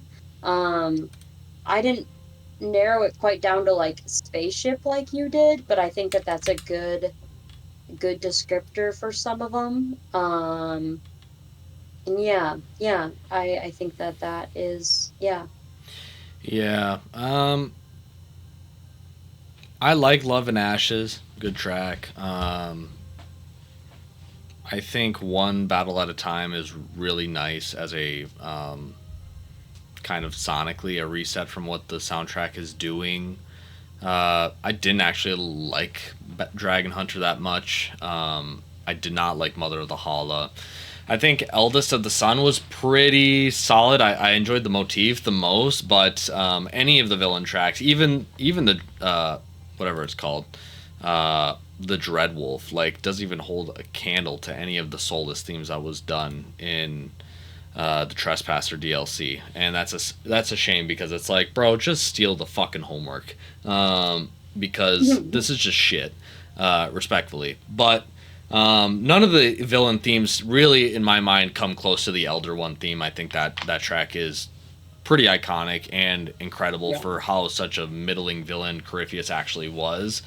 I do agree with your sentiment that Trevor Morris had like the best grasp of what he was doing on those projects. I do think again, and this goes into the number of tracks and all that, but I think if you were to extrapolate all the bangers of Inquisition, you would have a really nice roster as opposed to like, the 35 or whatever that's there, or 38. So it is a long soundtrack, but that's also a big ass game with so many different varying plots and locations and themes and all that type of stuff. I'm not trying to justify it, but alas, I think that's No, where no, you feel the I know. I think dilution. that I think it's good because it has. I think that that makes it better, like in game, because it has so many tracks, even if they're not like all certified bangers. Like it allows the certified bangers to stand out more and have their like space to breathe. Whereas if you make like a shorter soundtrack and has a few bangers, but you play them over and over, they lose some of the um might they have, like, because and that's what I'm saying, like, about like the main theme in this game is I do like it. Take away half of the song and play it half as much, and give it a little more of something else. Like, I think it could have done something, but because it's like, instead of like taking a motif from the main theme and incorporating it into other songs, they're just like replaying the main theme in not necessarily its entirety, but a lot of it. And the whole theme, anyway, is structured the same, just four different parts where they're either adding more instruments, increasing the tempo, or increasing um, the uh, loudness of the playing. And none of that stuff is bad in its own. And I like all those things. It's just that they don't do anything to spread out the what I like about that, and it ends up creating this redundant 7 minute song. Sure. Yeah. I mean, I'm not gonna do a back and forth on the theme. I just don't think it's good. Um, it's technically well done, but it's just doesn't make sense for what it is and what it's supposed to serve. Um, and yeah, I guess since we're kind of talking about other Dragon Age soundtracks, I do agree that a couple of the Trespasser songs are incredibly strong. Some of Trevor Morris's best work when it comes to the Dragon Age stuff. I don't think it was indicative of him hitting a stride because I do believe in the Inquisition soundtrack more than I think what you do. And I think that even though we like to highlight those Trespasser songs, that soundtrack also includes the Dark Descent, and I think those are like okay. Like I don't think anyone really talks about the Descent soundtrack. It's really people talk about Dark Souls and the Lost Elf, and then kind of call it a day. So again, there are gems, but it's amongst some of the rough that is the rest of the soundtrack, which I think is true with Inquisition's soundtrack. It's just that it's 10 songs as opposed to, 39 or whatever. So that's where I come down on that. But at the very least, Trevor Morris still was within spitting distance of, what you could picture Dragon Age's music palette to sound like, and I think it is the greatest shame that the Veilguard goes a little too electric and forgoes some compelling vocalizations because you want to have your games to feel unique and have their own stamp, but at the same time you want to have identity. You need to have some through line of some sort, whether it's a thematic through line, a tonal through line, a character through line, structure through line, whatever the case may be. There has to be something that has to be the connective tissue through all those things, and I think vocals of some sort would have been done so much for some of these tracks. Even if you blended it in with the theme, I think you could have saved it a lot more. But they just forego it entirely, and it leads me to this like feeling ultimately that, especially with this game and how distinct it is, this series might as well almost be like an anthology series and not insist that it's an actual video game series. I think that would be like a more helpful way of thinking about this game, because it is so jarring to think that this is a quote unquote direct follow up to Trespasser, and how it like changes from what that game is, Inquisition and Trespasser, to this. It's extremely jarring to think about, like, oh yeah, this is definitely the same game series. If you take the names and what you know about it, you'd be like, oh, these are kind of really different, very different games. And that's just how I feel about it. But I think that's a good segue into our overall summary and thoughts of the game, unless you have more that you'd like to add with regards to music. No, I don't think so. I was just wondering because we kind of spoke on this last time afterwards, and I think the first time also afterwards was that like we haven't really gone over plot of the game at all, and I'm not sure we still have yet. I mean, we have a lot really individually, but I don't know if there's anything like left to say as a whole about it, or if that can be as part of this last part. Yeah, it's hard to. I don't want to tackle the plot in like an hour long dissection, so it's like, how do I really want to talk about the plot in a way? Because I'll say this about the plot. I think the plot is pretty. Uh, what's a good juicy Lexile score word that I can use? That'll make me sound like uber smart. I think outside of Demeda's Crossing, the prologue, Weishaupt, I think the first two acts are pretty, and I don't know if we want to go into the events of what happens in the plot or just talk about our feelings about the plot, because those are two separate things and they could take very less amounts of time.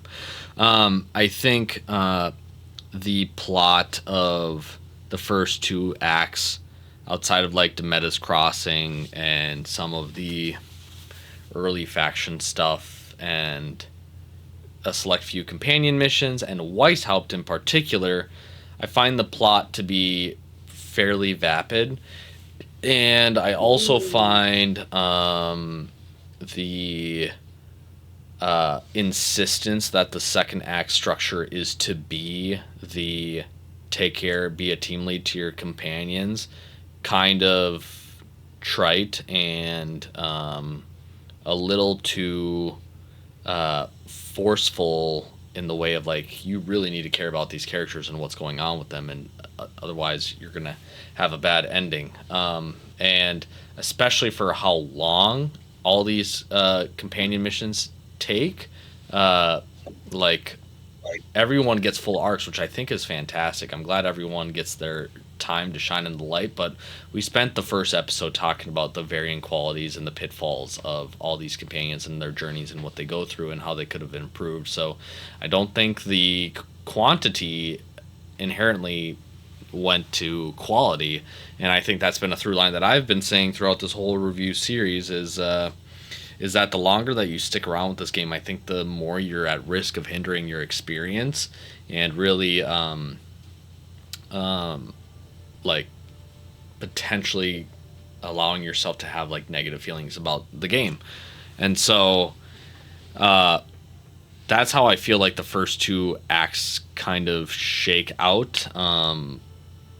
And but when we hit the third act, we hit like such an incredible, fantastic stride that is bar none some of the best BioWare content that I think we've had, just with the complicated feelings and dealings of regret, the honest, you know, reveal of just like Varric was never real, and or not never real, but he was dead the whole time, and the question, the consequences to your actions on Tearstone Island, and the set piece of having the Dreadwolf fight in a whole ass archdemon while you're trying to navigate to the Archon's palace, I think is like such a fantastic journey. And while I was watching you play the final act, I thought it was super funny because you would get distracted by such little things, and so you just missed like the whole real-time boss battle that was happening around you. And it's like she doesn't even notice that there's a whole Dreadwolf fighting a dragon around her. She's looking at a loot in the corner over there, and she's walking over there, and I'm like, all right, well, that's her experience. But I think the final act is absolutely incredible, in spite of the fact that I don't think Gillenane or Elgranon are that incredibly strong. And I don't think that like my connections or ties to my companions are inherently strong, such that uh I'm fucked up over them. Like I think the regrets, the Cage of the Gods request is like super impactful because you're talking down to the player and like, you know, like really shining a light on their failures. And then the Varric reveal especially is like what really gutted me. But I don't think that like I can't chalk up the emotions that I have for Varric to anything that this game does per se. Yeah. And you know, having Harding die for me will also like kind of messed up, and you know, was like, damn, that really sucks, and I'm sad about that. But it's like, how much do I attribute my love for Harding to her in Inquisition? What does this game do for her? Like all that type of stuff.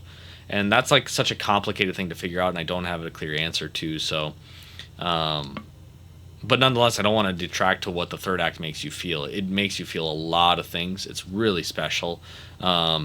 You know, Solus getting absolutely fucked up, beaten to a pulp, and still insisting on being himself and trying to betray you, and he can't help himself, and you have to have literally everyone and their moms come out and convince him that like it's okay to forgive yourself and to move on and let go of the things that you've done in the past. And if you really want to make up for it, why don't you do this last good act and move on from it? And I think that's really, really cool and really super special, especially if you get Mythal to help.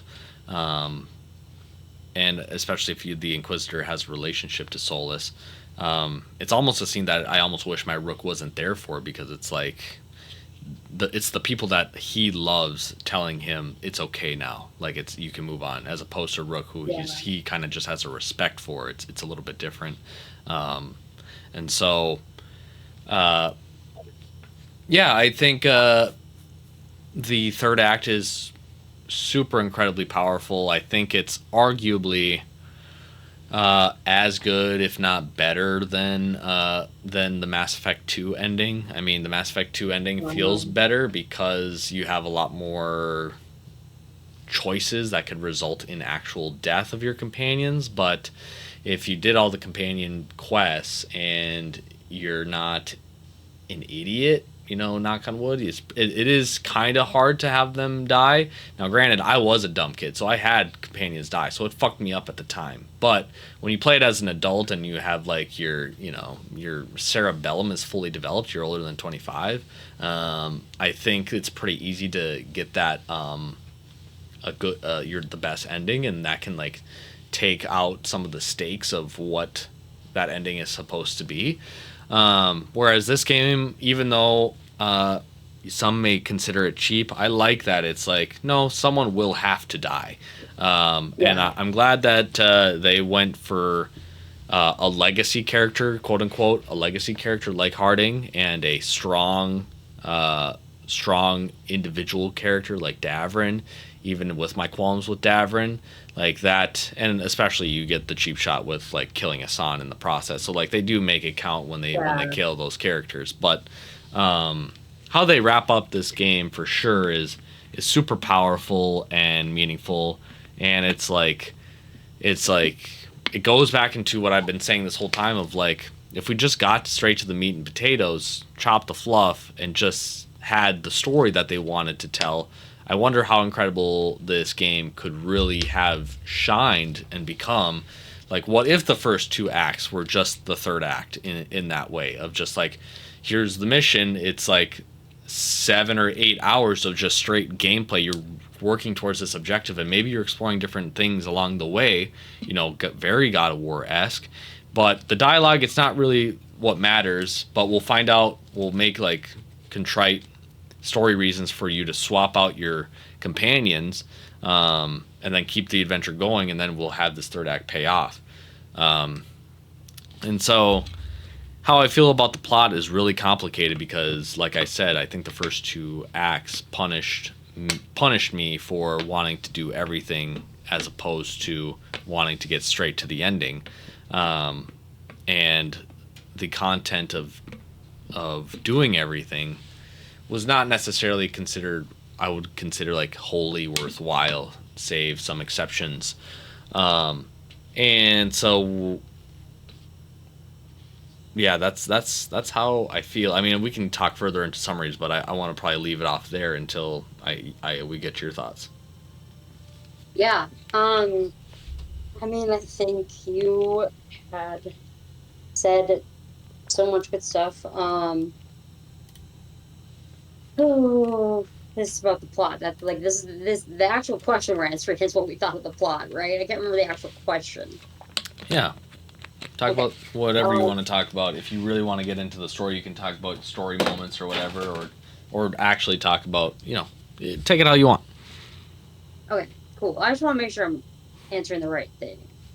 Um, yeah, um I agree. I feel like there was a lot of just if the remove some of the bloat, yeah, but I felt like there was just a like almost a lack of trust that the writers or producer or dev, I don't know who like was making the decisions, right?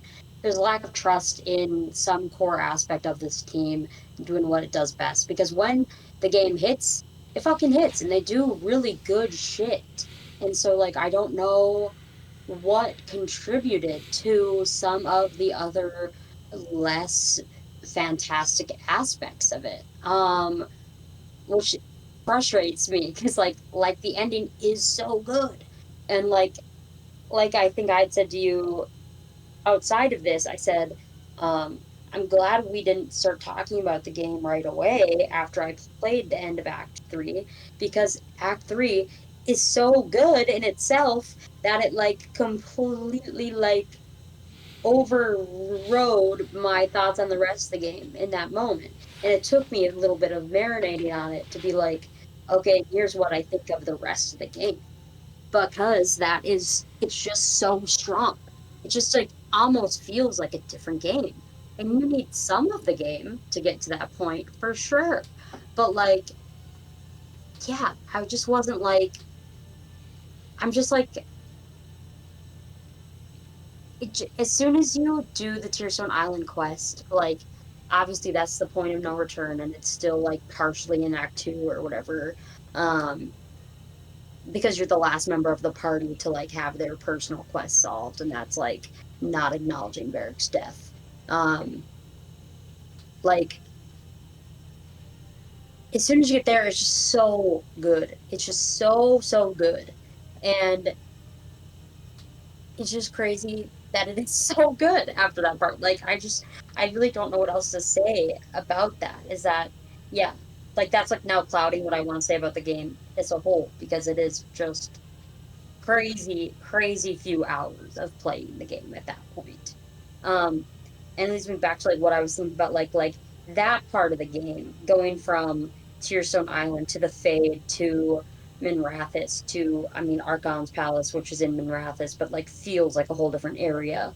Um, like feels more reminiscent of the beginning, not the beginning, sorry, of like what you were saying the original idea was chasing Solus around the northern Thetis. And um it makes me just curious, like, okay, let's say I'm just like thinking of things that could have been changed, like you're saying, like it almost felt weird that your rook was there with the conversation with the Inquisitor and Nathal, um, because those are people that like he cares about. And does he really care about Rook? I don't know. Um, but Rook is clearly like an important character in his world by the end of it because, of just their what they go through conversation wise and everything within the plot of this game. But what if like the beginning of the game had been you still play Rook, right? So fundamentally a lot of things don't change, but instead of having Varric be the one that's chasing the Dreadwolf with you, I mean maybe he still is, but maybe you're chasing him with the Inquisitor and he kills the Inquisitor. And that would make a lot of sense to me as for then why the Inquisitor isn't involved in the rest of the chase, right? um or like why the Inquisitor is less involved in this part of the Dreadwolf story, because it doesn't make sense that they're not. It doesn't make sense that they're down in Southern Thedas. So just like imagine that, like he kills the Inquisitor in that moment instead of Varric. Um, but I love Varric as a character so much, and I agree with what you said. It's like unfortunately, I don't know that this game adds anything to Varric's character for me, as much as like it just strengthens it because he's him.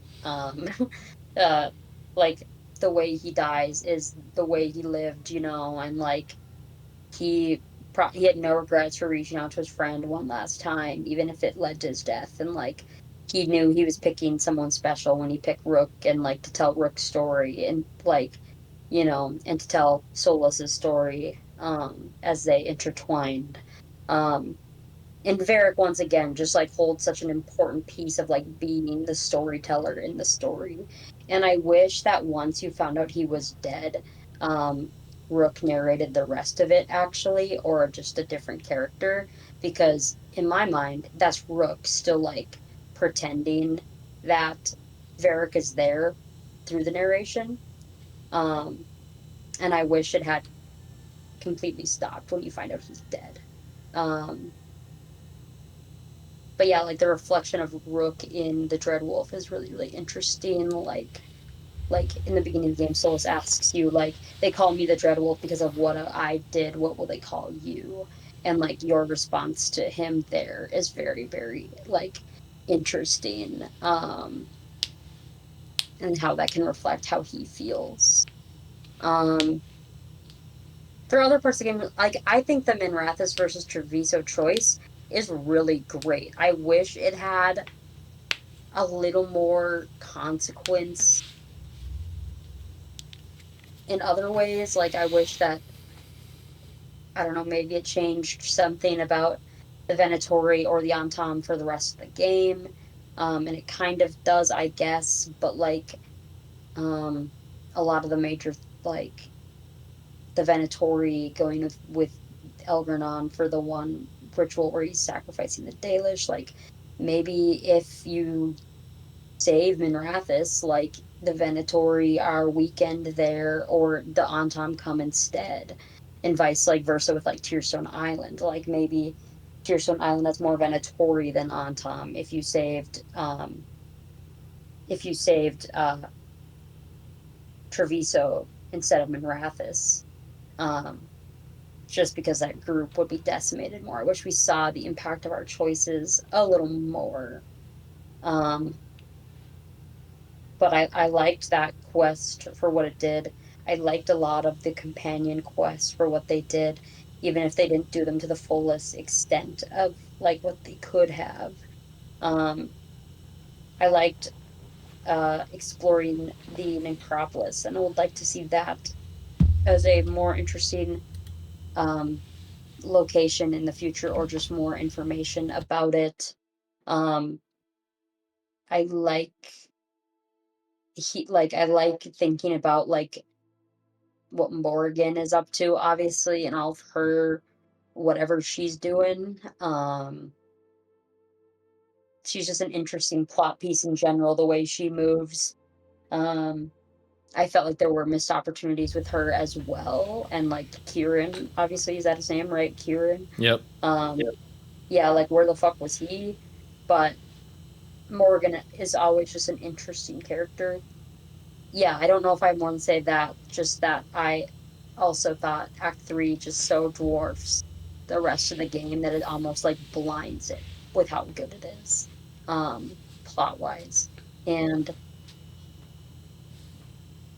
that if they cut down more of the game into that style, I don't know if I have less complaints, but I think it like it would strip out the ancillary parts of it to just the best of it, and we might have a more positive opinion of some of it.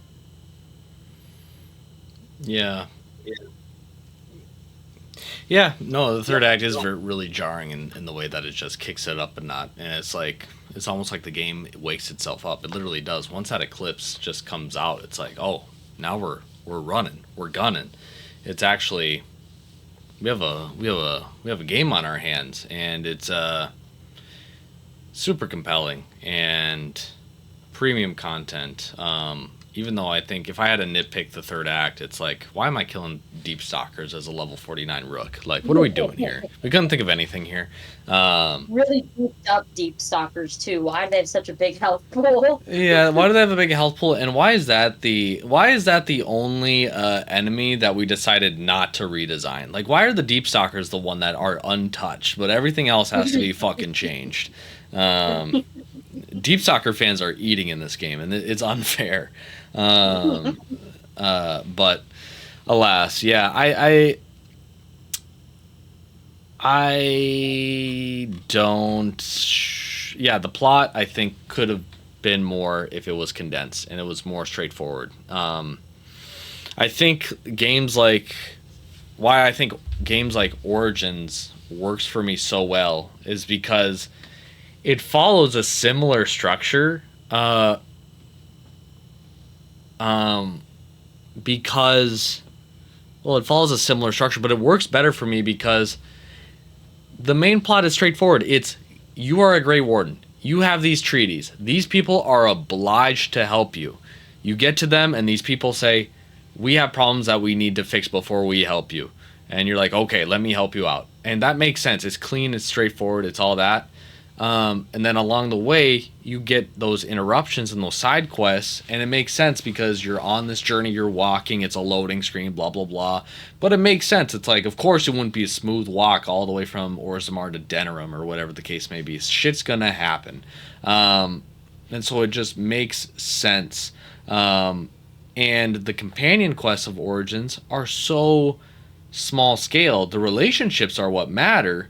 You know, their approval is what matters, and you can actually measure those and give gifts. And granted, this game you can give gifts as well, but Sucks ass. That's one thing that like boo roleplay and writing wise. yeah, exactly. And so it works for me in Origins because the factions are the plot, and the faction plots are actually interesting. Like, who is going to lead Orzammar? That's an interesting fucking quest. You know, resolving the Mage and Templar tensions at the Circle. That's an interesting fucking quest.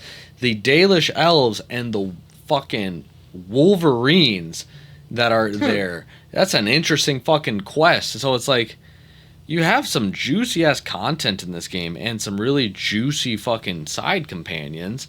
And the game is like, what? Not even longer than 30, 40 hours? Like 40 hours max? Like, it's straight to the meat and potatoes of what it is. And so, and I don't know if it's the culture of the environment where we're in, where we conflate the length of a game with its quality, but Mass Effect 2 didn't become one of the fucking best games of all time because it was 70, 80 hours. That game's like a 20, 30, max 30 hour game. And it just is straight to the meat and potatoes with the collectors and the colonies, and then you do the companion quests. And granted, its third act is kind of like rushed. You know, we get Legion and then we go straight to the ending, kind of. But in spite of that, you can't help but love the characters that you had along the way. The intrigue of the companions and the intrigue of some of those main story missions. You know, it makes it all worth it. But I think this game, for whatever reason, still insists that it needs to be this ever-swathing RPG when it's like, no, you just need to have some cool companions that has a really cool story, cool banter, respect the lore, respect our choices, let us play who we want, how we want, have meaningful combat, have us have meaningful role-playing, and still give us that same impactful ending that you had geared up for us. So, yeah, that's how I feel about the plot slash game and how it relates to other BioWare games. Yeah. I forget, did you, in your ending, because you didn't earn Methal's favor, what happens? No, I beat Mathal and you get her essence. Oh, okay, that's what yeah, that's what I wasn't sure. Like, does she still like come and talk to Solus like that? Well, she ain't talking to me, so yeah, she still talks to souls like that. Okay, Yep. that's what I can remember. I was like, I don't remember what happens. Yeah, if you like How dare you? what Of the course I got the technical. best ending. How dare you? Of I course I got the best ending. Don't doubt me. Um, didn't. Good. But yeah. What else do you want to discuss? What else do you want to discuss? I keep picking what I want to discuss. Well, Well, I really don't know. What else is there left to discuss? We just kind of discussed the plot at a high level in brief. Um,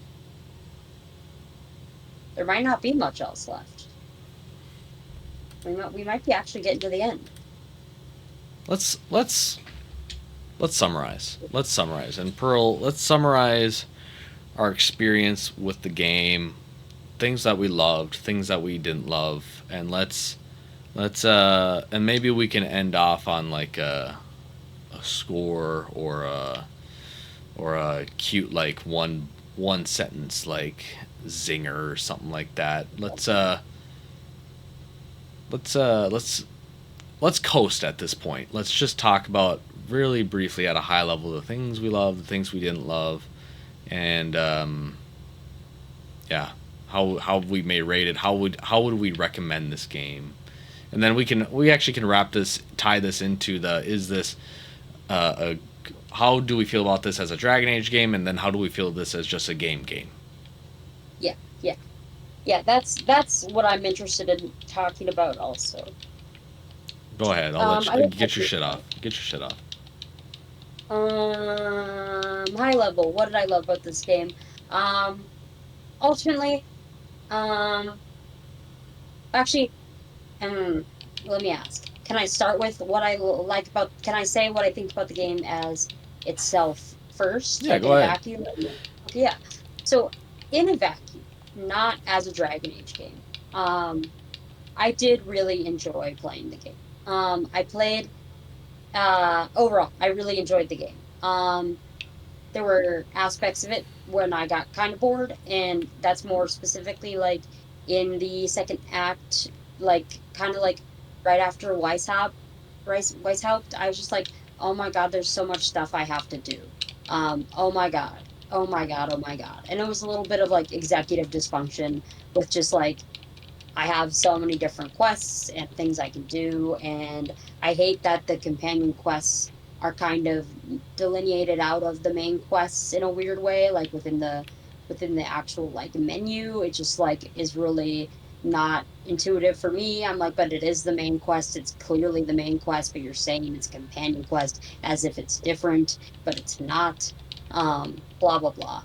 Um, that was the hardest part of the game for me to like get through, like besides the first like after the prologue.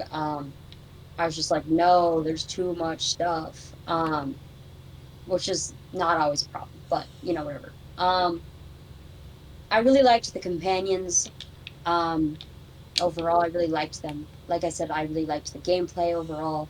A lot of the game I just really liked overall, especially if I turned off my brain and didn't think about it within the context of Dragon Age. I enjoyed it when I just played it for enjoying it. Whenever I started to get thinking deeper about is this like a good Dragon Age game, or being like, but how does that interact with the past canon or with the lore, was when I start my like the foundation of me enjoying the game started breaking a little bit. And I that goes into what you're saying about the longer you play the game, the worse the game is. It wasn't necessarily the more I played it, it was just the more I thought about like the specifics. I was just like, but what about this? Like how does this work within this context? And like what about this? What about that? So like it's weird because I still like can't be like, if you've never played a Dragon Age game, I highly recommend Veilguard. Like because there is still just like so much history, and like right away you're like in creating the Inquisitor as well, and I feel like that's kind of jarring, like, if you haven't played one of the older games. So, like, while I think it's, like, without the context of the other games, like, really not that bad. I'm like, this is pretty fun. Like, I like the characters and all the things. Like, I also can't, like, suggest it as a game outside of the Dragon Age games. I mean, like, on a technical level, yes, I could. Like, you had me play Inquisition first, you recommended Inquisition to me, and I still really liked it, but I am like, God, I would have appreciated some of these aspects of it so much more if I'd played the other games first. Um, um, but, like, it gave me a new appreciation for it when I played it again. Um, and obviously, it's kinda hard to recommend Origins first to someone who hasn't played a lot of video games, especially older video games, because it is older and that has its own baggage to it at this point. Um, but yeah, like, on its own, I enjoyed it, and when I just let myself enjoy it, I even enjoyed it at its worst, for the most part. Um, within the context of Dragon Age, I have a lot more issues with the first, like, 2 acts of the game, just like the, um, level of care put into certain dialogue options, just the level of care put into the companions and the world, and all that starts to drag on me a little more because I'm like, "Man, but I really care about this world. You created this really, really fucking cool world, and I wanna see every little bit of it shined to perfection," and it's just simply a lot to ask, but I also don't think it's not feasible. Um, it's just we know the game went through a ton of production um, gobbledygook, and how much allowance can I give to that? Like, I don't know. It's just hard to say, like, an overall, like, what do I think of the game? But that third act is so strong. And replaying some of the beginning, it is a fun game. So yeah, like, just, like, at a high level about it, um, it feels like a lot of stuff in it was half-baked, but not necessarily because people writing the game didn't care, or that, like, the team making the game in general didn't care. That's not really what it feels like to me. It feels like maybe, a few people were in that boat, but largely, like, it's the case of this game went through so many different like iterations while it was being made that we kind of got like two different ultimate like visions for the game kind of like squished together, it almost feels like, and that's what gives like a lot of disconnect on its own in the game, despite it on top of the fact that you don't have to keep them, which makes it feel so separate from the world that you've built, which is what like the game and also the company BioWare is, as we've said, like kind of known for and like made on. Um, and despite all that, I still enjoyed it. But I walked away from it being like giving it a few days and then being like, okay, now I'm going to sit down and write this review, and finding I didn't have too much to say. And that was because for largely 2/3 of the game are just fine. Like they're fine. But I'm not walking away with a new favorite character or anything like that. Like I'm walking away from a game I liked with in a setting I like, continuing a story I like, um, with new aspects that I like, but not giving me anything of a new favorite from it. And I think that that is kind of my high level takeaway. Yeah, yeah. Such a tough game to talk about. Even though I've spent hours talking about this game at this point. No, it's hard to talk about it because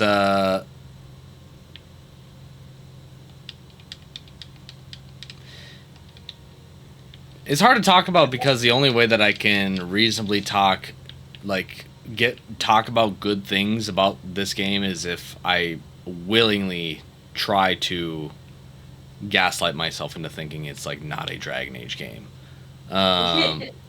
And like we've already said, this game went through hell and it still came out, and that's a testament to the game. And the devs should really be like proud that they got something out the door. I earnestly believe it. I'm sure it was a shit show working on this game. I'm sure that they got whiplash, and games are hard to make. That's absolutely true. I'm not gonna have the knowledge of that affect how I feel about this game or the score. I still wish the best for all the developers, but the painting is the painting. I don't care how much shit went on through your life. I'm judging the product and the outcome. I can still sympathize with you, the person, but I have to separate that from the actual art piece itself. You can go ahead if you're going to say something. Yeah, this is because I don't want to interrupt you, but I want to say this before you say anything else, because you know me. And do you want me to say what my score of the game is before you say what yours is? Oh, Pearl, my opinion and score has been locked before you beat the game. You got no, this. I know, and that's why I'm saying, do you want me to say it so that I don't change it? Oh yeah, go ahead. Yeah, head? No, go ahead. Yeah, Okay. say your score. Yeah. That's I didn't want myself. I don't want to get second guessing myself because you give it a different score. Is what's gonna happen. We'll have the Pearl score, and then we'll have the Pearl post Patrick review score. Exactly. That's exactly what we need. Thank you for understanding. There you go. Go ahead. I think my conclusion of my score, and this might be a little generous. It's going to be a generous score. But for me, I think this is pretty a big deal coming from things I've enjoyed that I've given scores to. I'm going to give this a 7 out of 10, I think. A 7 out of 10, which is, I don't give a lot of 7s to things I say I like, because if I like it, it typically gets an 8, because a 7 feels like basically a failure to me, because I'm thinking in school scores, and I'm like, oh, okay, if you're getting a 70%, that's a C, that's passing, but you basically suck, is like what I've been conditioned to believe. And so it's hard for me to pull away from that. So I'm giving it a 7 out of 10. Okay. Sounds good. I appreciate it. I appreciate your honesty and your vulnerability. Thank you. That took a lot for you to say, and you're brave and powerful. Don't let anyone take that away from you. All right. Now say what you're gonna say. All right. Yeah. So when I think about Dragon Age: The Veilguard, I question who this game's for, because when I beat the game, I realized it wasn't for me, and that's when I have to put the huge asterisk of like the ending of the game is an anomaly, and your whole feeling about this game is going to be contingent on whether you feel the third act, if the juice is worth the squeeze ultimately. And to me, for someone who did play 60 or 70 hours of this game, I will say the juice is not worth the squeeze by any measurable outcome that we can have. And we've talked about almost all the aspects of the game. I don't think the combat is worth playing 70 hours of this game. I don't think the companions are worth playing 70 hours of this game. I do not think the plot is worth playing 70 hours of this game. I don't think the changes that they make to lore or anything like that is worth the 70 hours of this game. I think the ending is a hell of a ride once you get there. But what this game puts you through to get there, I don't know if I would put that on a casual just player per se. We're talking about an RPG that has only 3 world states that you can customize before you log in. We're talking about an RPG with a fantastic character creator that can only really make you play as one type of rook. We're talking about an RPG who only has like a handful of meaningful choices throughout the campaign. Do you save a certain city or the other city? Do you pick this character to die or this character to die? And maybe some companion choices that like shape your companions, but ultimately you're just changing a companion's ending, and that's about it. Um, and so on an RPG, I don't know what you're role playing unless you're role playing as the rooked character, which we've already discussed. The rook character to be kind of flat, one dimensional, and we call them team lead rook for a reason. And then we talk about like, okay, well, let's not grade it on the merits of it being an RPG, even though it's a Bioware game. Let's grade it on the merits of like it being an action game, a fun action game. And it's like, okay, fair enough. Well, we spoke about combat today, and we spoke about how the combat after mid game doesn't change almost whatsoever. It's largely the same. We've spoken about, or how I feel the enemy diversity is not present. It's you're playing the same fodder for the most part. We're talking about, some neat boss fights, and we didn't really talk about boss fights, but Oh yeah. there wasn't really a boss fight that I was like, oh shit, price of admission right here.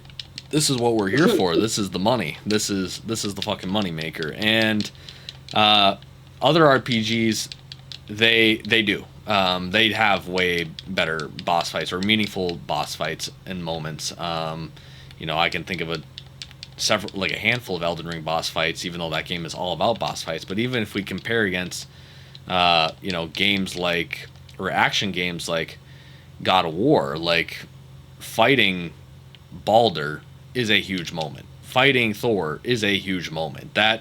And the second Baldur fight is a huge moment. Fighting Thor the second time is a huge fucking moment.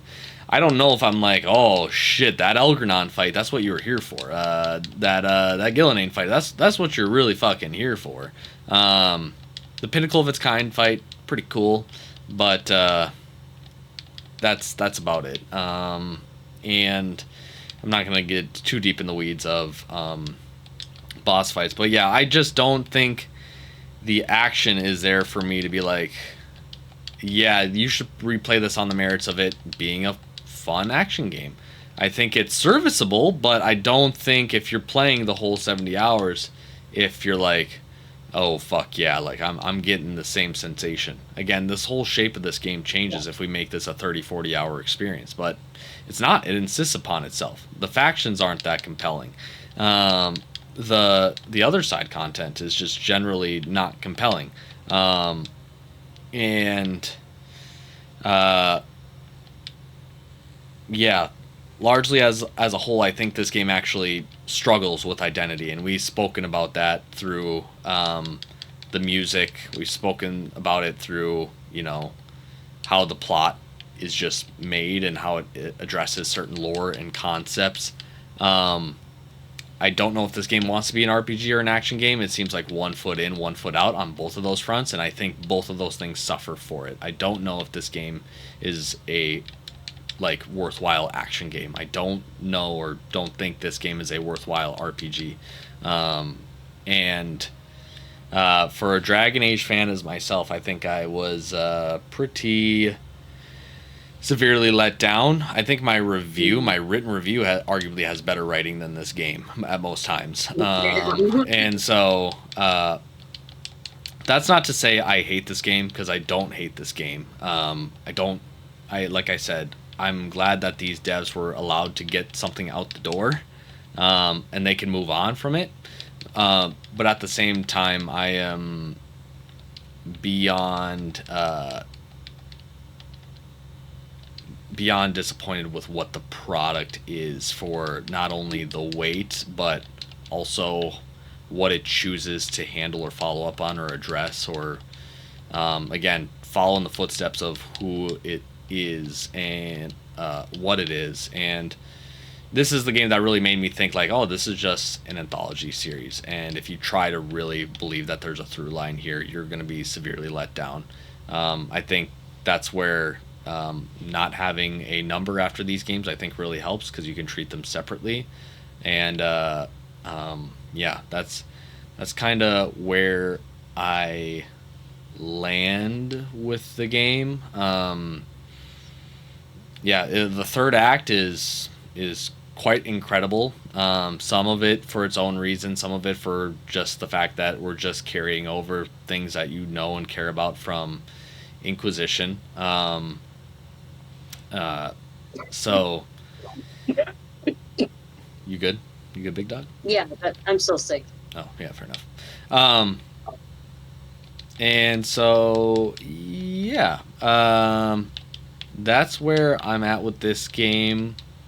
I think it's a I think in terms of the things that I love, so to take a step back from totally lambasting this game, I think the things I love is the visual presentation, its performance. Like I don't think I may have had this game maybe crash on me maybe once or twice, and that's impressive for a 70-hour game. So I give it that credit. Um, I also think the codices and the missives is some of the best writing in the whole game. I think those are really cool and sometimes have a lot of personality shine through them, and it's really incredible. I think some of the party banter here is really a good, nice break from everything that's going on here, and that's awesome. Um, and like I said, character creator, fantastic. And yeah, yeah, that's where I kind of land on it. If I were to give this game a score, I would say, yeah, it's like for a non-Dragon Age fan, I would say maybe this is. It's like, what do they really know, and then how do they feel about the things that they get, and also what other games have they even really played. I think that's also a important factor because, like I said, I think this game is half foot in and half foot out with regards to it being an action game or an RPG game, and I think there's a lot of action games that are better than this and a lot of RPG games that are better than this. And um, so, in that sense, I think when I talk about this being a Dragon Age game, I think I'm pretty comfortable with putting this at around maybe a 4 or 5 out of 10. And when I talk about this as a game that's, if you have no familiarity with what Dragon Age is, uh, and what this series is, and maybe you have limited experience with other games, I think this is. I think I would keep the score roughly the same because, again, I think there's just better stuff for you out there. I don't think, yes, this game onboards you into the Dragon Age universe and you can kind of get into it, but once you get into it, what are you getting? And that's where I think some of the same problems still lie. I don't think this game has uh, the characters of like 1, 2, or even Inquisition, which I think Inquisition arguably had the weakest cast up until this game. Combat, I guess it's a matter of flavor and taste. I think if you like action, I think Inquisition maintains a lot of the same action, but still keeps its depth and thoughtfulness when it comes to how you approach encounters and enemies, and you actually have meaningful systems like creating potions and grenades and salves and tonics and all that type of stuff. You can actually craft your weapons and armor and stuff like that. So I think like you could get that in terms of like tough subject matter. I don't think this game holds a candle to a game like Dragon Age 2, which looks head on into themes of like slavery and refugees and oppression, systems of oppression in multiple different facets. Even though that game also has its own set of problems, and I also don't think you get a game that's like as we'll say full of fucking aura like Dragon Age Origins. So even if you wanted, even if I had to put a gun to your head and say you got to play a Dragon Age game, I just don't know if I'd want to give you Veilguard first, even though it is by far the most accessible Dragon Age game. It definitely makes it holds your hand through the whole fucking thing with how you automatically level up gear. How its writing is kind of made and kind of spelled out for you in like literal terms and repeated over and over again. And again, you don't have to like worry about your dialogue too much. Your romance is as simple as picking the hard option, all that type of stuff. So it does. This is in some way like for an M-rated game, it's still very much feel like baby's first RPG. But I don't think it does justice to the nostalgia, unlike Pokemon games, where I think it still serves the nostalgia in a way that fans can still enjoy, which Yeah.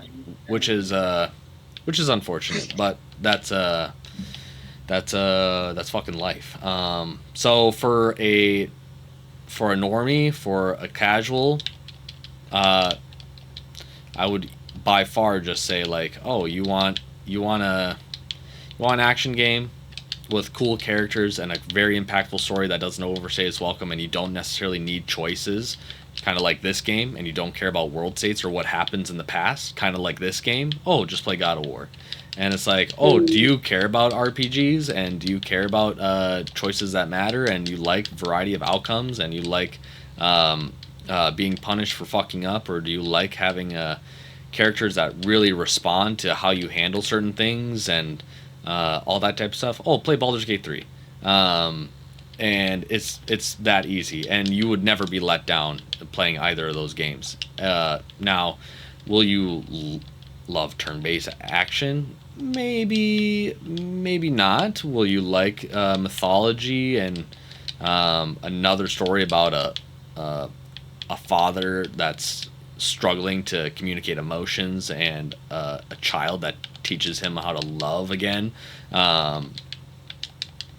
It is indicative of other games that have been played in the past before, but I still think these new characters are incredible, and super impactful, and the game has moments that just stick with you, action that has variety and depth, as much as you're willing to give it. And if you want to stay surface level, you can absolutely stay surface level. And so yeah, that's where I'm at with this game. I had my most fun with this game at three separate points. My first favorite part of the game was when I got to experience the third act. My second favorite part of the game is when I watched Pearl experience the third act. And my third favorite part about the game was writing about the game and being able to put everything I feel down on a piece of paper and exude a level of catharsis. Because How many a page count for your review? yeah, it's over 30 pages, and Holy shit! I knew it was gonna be long, but holy shit! yeah, so it talks about everything and it goes into everything. It goes into a lot of stuff that we didn't even talk about here, which that's what I really wanted. I wanted our discussion here to be separate from what the paper was, because I don't want to rehash content that I've written. I really wanted to get your feel and then follow up in ways that you wanted to talk about. So this was really good for me to spread my brain into new areas about how I potentially felt about the game, and do all that type of stuff. And yeah, the biggest credit of this game is I'll give the single best thing about this game is that the third act is so damn good that it almost tricks you about how bad the first two acts are. And so I give it that credit. It's a valiant effort, but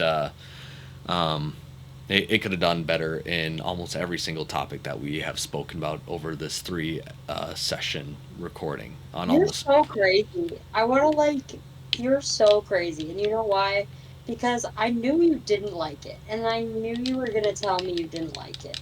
But legitimately, up until these past 15 minutes, I was not sure how much you didn't like it. Because you're so good at, talking about, what you can redeem about the game and, what things were alright. And, that's a lot of what we were doing is talking about, what we liked about the game, what's permissible about the game. Up like so much so that I wasn't even sure how much you were gonna say you disliked it anymore. Like I was like, it's possible he liked this more than I thought, despite like everything he's saying, like telling me that he had a lot of qualms with this fucking game. Like I genuinely don't know. And so like hearing this moment is like almost so relieving because I thought that like I thought that I could just be wrong and that you were like very okay with this outcome. And like that was not what I expected at all. Like I was like, I think he's going to be more upset than not, but I'm not sure how much so. And I was almost beginning to believe that I was maybe wrong. That like maybe you were going to say, it's fine. Like I'm okay with this. And I didn't believe that. I was like gaslighting myself even a little bit. And so this is like I'm oddly satisfied that you didn't like it because I'm like, what?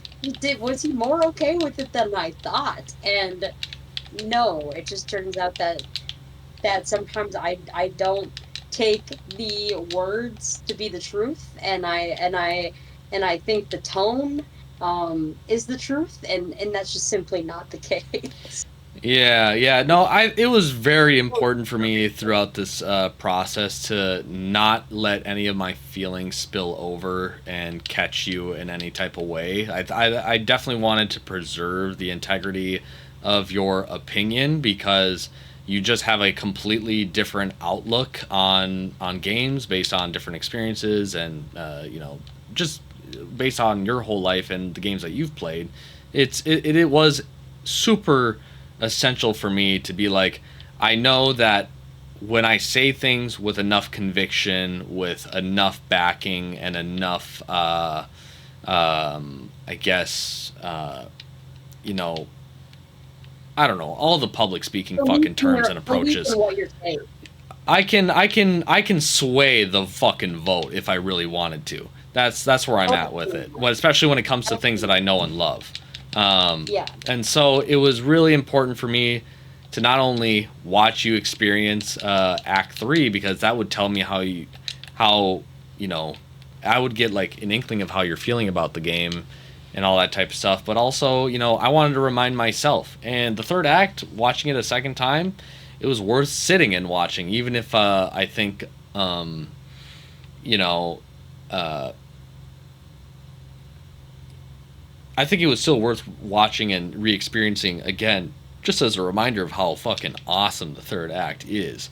And to almost trick myself again because, like, damn, maybe I was just like, having a honeymoon phase of how the third act is, and it's like, no, I genuinely love the contents of the third act, even when I'm watching a rook that wasn't my rook, and choices that I didn't make. I'm like, this is super dope content for me to consume, and so yeah, it was super important for me to just not spill the beans and to keep it close to the vest and really just let you live with the game because also I had so much of a head start compared to you with how I was able to process things that happen in the game and how they are handled.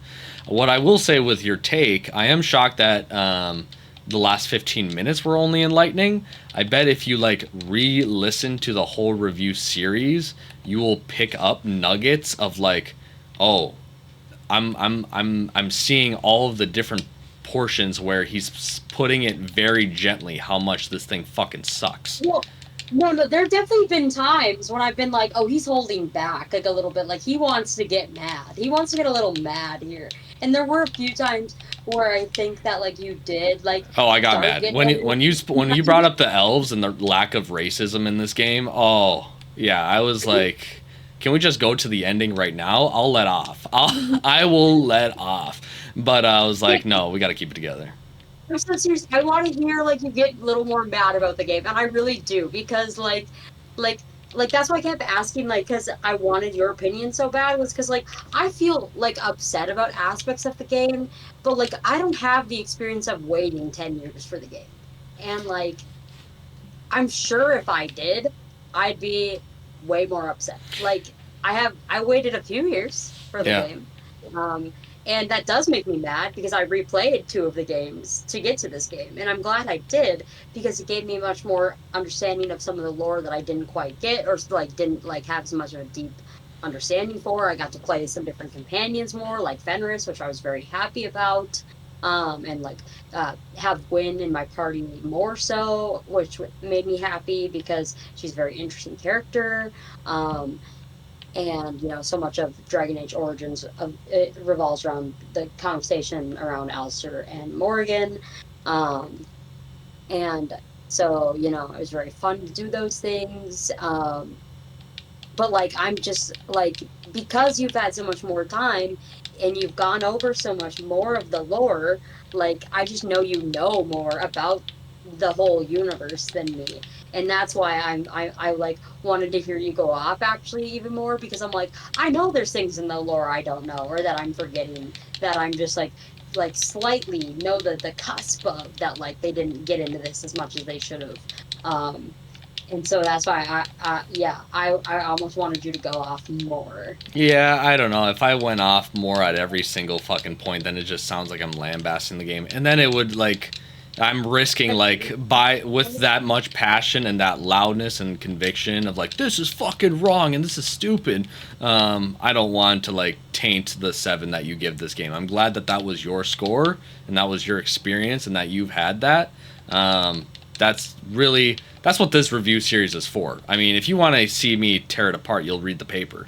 And that's where I get my shit off, because that's when I'm in my own element. So, there were so many parts in this discussion where I wanted to get off, even over little shit. Like, again, it still bothers me to this day that they didn't call it a phylactery for Lucanus. Like, that shit irks the shit out of me. And that was one of the times where I was like, oh, he's gonna get mad, but then you didn't, and I was like, oh, interesting. Yeah, so this was just an exercise in discipline. I've been in the corporate world for a while now, so I know how to just reserve all of my, we'll call it spite, and hold it back, and learn to live with it, just like how the game wants me to. And yeah, so that's where I'm at with this game. And as I gave my final summary, I've been replaying the 3rd act right now, and I'm having a good old time. But again, I'm on autopilot because this is just what the game is. So, yeah, 4 out of 5. Or 4 or 5 out of. Wow, you love this shit. I know. I changed my mind. I really changed my mind. Yeah, 4 or 5 out of 10.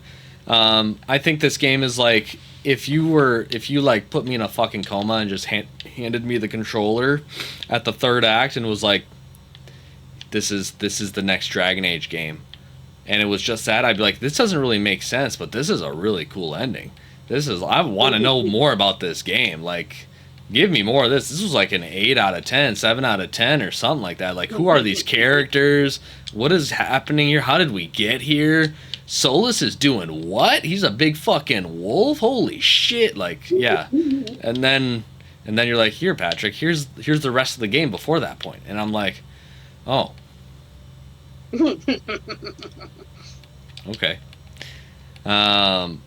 And so, yeah, it's a damn shame. Almost, I mean, you can re-listen to this, but like on almost every single topic that we talk about, I say it's a damn shame, or it's such a lost opportunity, which is existential cope for this fucking sucks.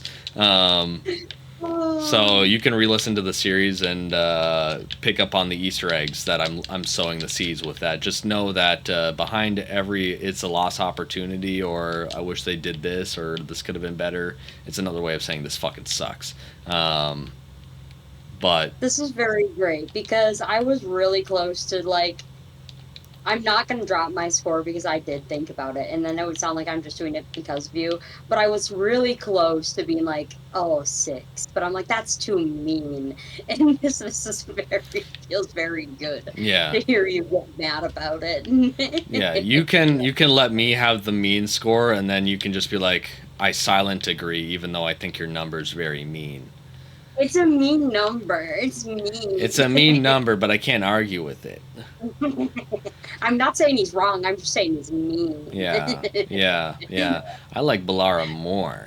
Um, but yeah. So, um, yeah, I kind of want to keep this discussion just about the game. I don't really want this to spill out over into my thoughts on like the future or what I want out of this series or whatever the case may be. Even though I do address it in the paper, I kind of want to keep that just separate because again, this is just a review of the game series or this installment of the series, and I want to preserve it at that. I don't want to really broaden the scope too much, and I think we've also kind of fucking nailed the head on the coffin with regards to this recording because we have been talking for so damn long. Yeah, over 4 hours with regards to this game, and yeah. I think even though the wait and the anticipation was there, I don't think we need to give this game any more of our time. Yeah, I'm interested to see when. I'm gonna be interested to see who's gonna replay this game first, and how or if at all their thoughts will change. Maybe I get gentler over time. I mean, that's how I got with. Certain things. That's how I got with Inquisition. I got a little bit softer on, and I think I definitely softened up on Dragon Age 2. I think at the time, even when I played it for the first time, I was having some feelings of like, damn, this is not that great. But once I accept Dragon Age as in totality as a series that doesn't have a perfect game and each one has its own unique set of flaws, I can start focusing on the good parts of each individual game, and that makes it a bit easier for me to process and experience said games. But yeah, in the moment right now, as of today, 1 month removed from the game, no, it's just not it, Chief. It's just not it, Chief. And that's the thing. It's like you really think about it, like. How good is the third act if Varric is just not even in the game? Honestly. Like, even the greatest parts about this game I could nitpick. It's like... Yeah, I don't know. We could keep going on and on, but alas, I don't want to do that. I don't want to do that. But that's my thoughts on Dragon Age the Veilguard. Those are Pearl's thoughts on Dragon Age the Veilguard. Pearl, is there anything that you'd like to say in closing before we call this recording good? In closing, thank you for making me play these games. Regardless of the disappointments, I think the world is still fucking cool as hell. And they have a lot of cool fucking shit. And so, yeah. And I've enjoyed this discussion series. I think one of the best parts about playing games, even when they suck, is sharing them with your friends and people you care about. And so, yeah, I think this has been fun. And yeah, I'm excited to read your review on my own time and finish my review and talk more about the future of the game outside of the pod. Yeah. What I learned about this game, it's not about It's not about the journey. It's about the trauma bonding along the way. And yeah, truly, I want to say thank you to BioWare for giving it their all. This was a hell of an experience, I'm sure, for them to have 2 different iterations before you can even work on the actual game that you're making. I'm sure is a hellish nightmare of an experience. I'm sure attrition is surely a nightmarish experience. I mean, I can relate to just attrition and just how that fucking eats at the culture of a company and a team, and how do you have to power through that.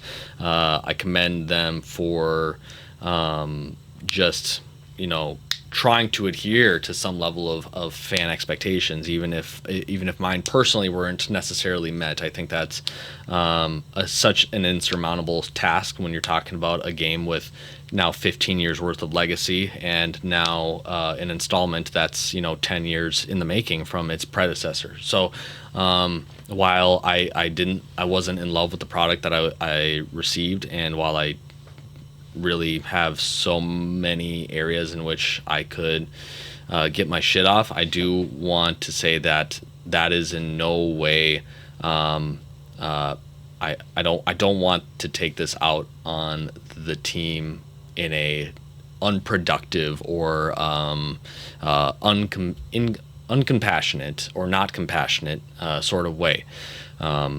This I can't imagine what this process was like. So I still have Origins, I still have 2, and I still have Inquisition, and I have a part of Veilguard that I can still come back to.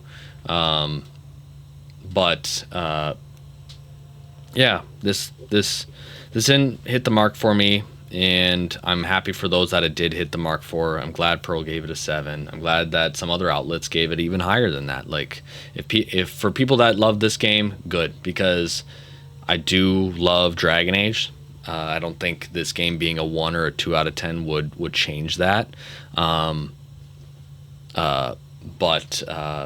Hopefully next time we can come back better, stronger, and hopefully faster than 10 years. But we'll have to see, because